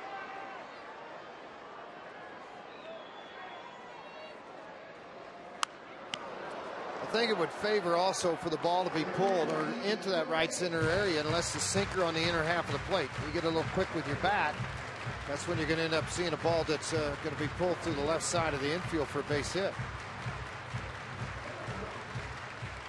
Jack Wilson moves a lot from pitch to pitch at shortstop, depending on slider, depending on off speed.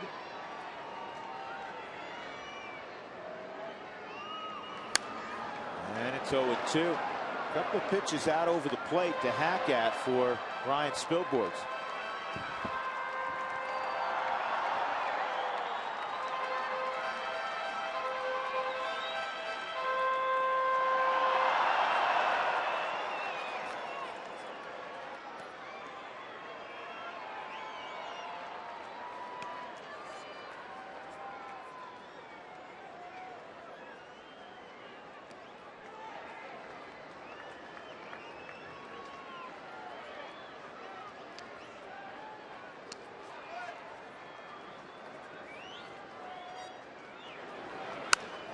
And another foul ball. Battling well. It's been fastballs away at 88 to 91. Has yet to come in hard with a fastball.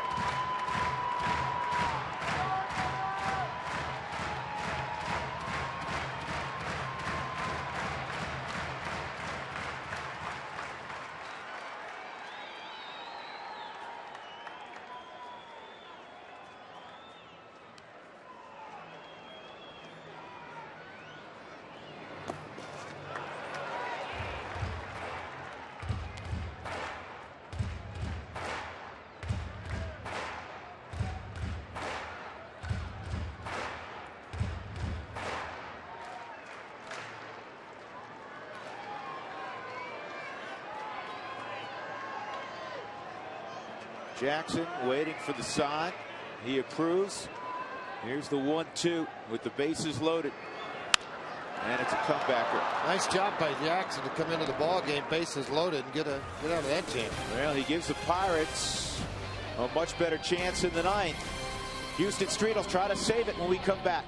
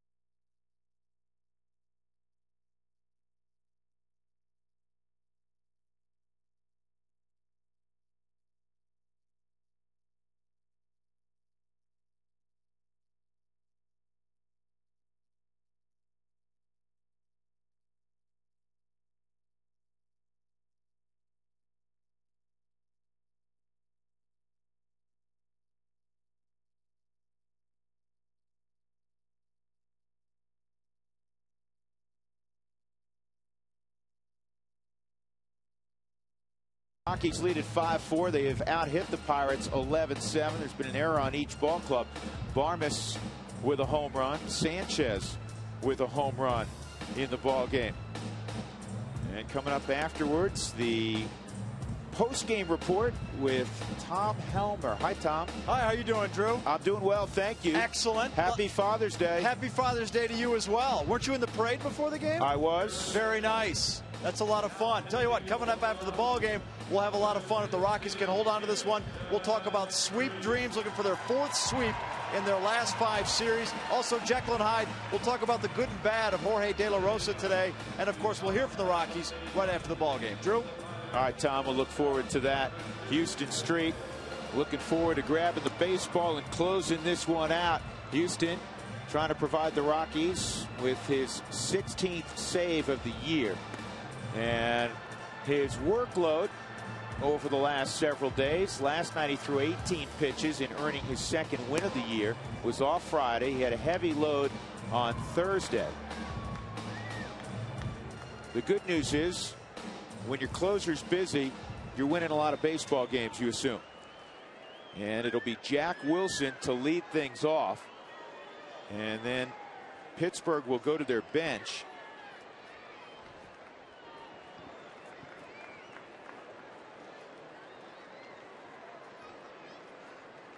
It appears Vasquez, the left-hander. We have Morgan and Vasquez. Why not Morgan there, George? Don't know. Morgan, Power, maybe? Well, Morgan threw out 4 hits last night. Jack Wilson trying to bunt his way on. And it's 0-1. Wilson today 0 for 2 and a walk. He had a home run in last night's ball game. There's the veteran Ramon Vasquez.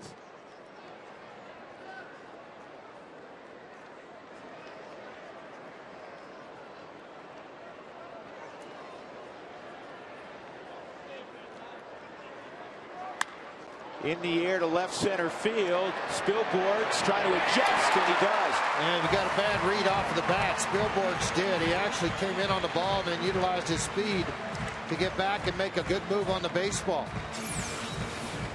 Watch as he takes off on this ball. He's going to come in. Then he's going to redirect back about 15, 20 feet. That ball had backspin and carry that Spilly didn't recognize right off of the bat. So pinch hitting will be Ramon Vasquez, who's 3 for 15 pinch hitting this year. You know, maybe to answer our question, Nyjer Morgan has not pinch hit 1 time. But he plays a lot. Put him up at the plate, get some speed out there. You're down 1's what I'm thinking. If you steal 2nd, I mean, yeah, that's. But maybe there's something going on, the flu or whatever, and he can't play. You know that me would. Well, whatever flu he had last night, he looked pretty good. 4-hit day. Long run for Spilborghs. He's got this one. 2 outs on 2 pitches.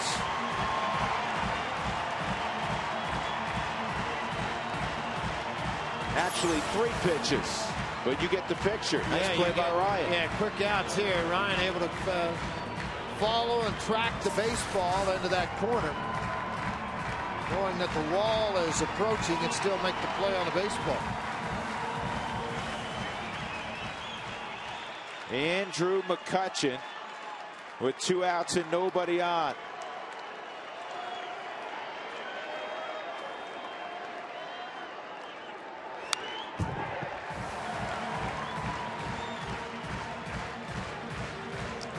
Two for 4 for McCutchen. A triple and a single early in the ball game. Scored a couple of runs.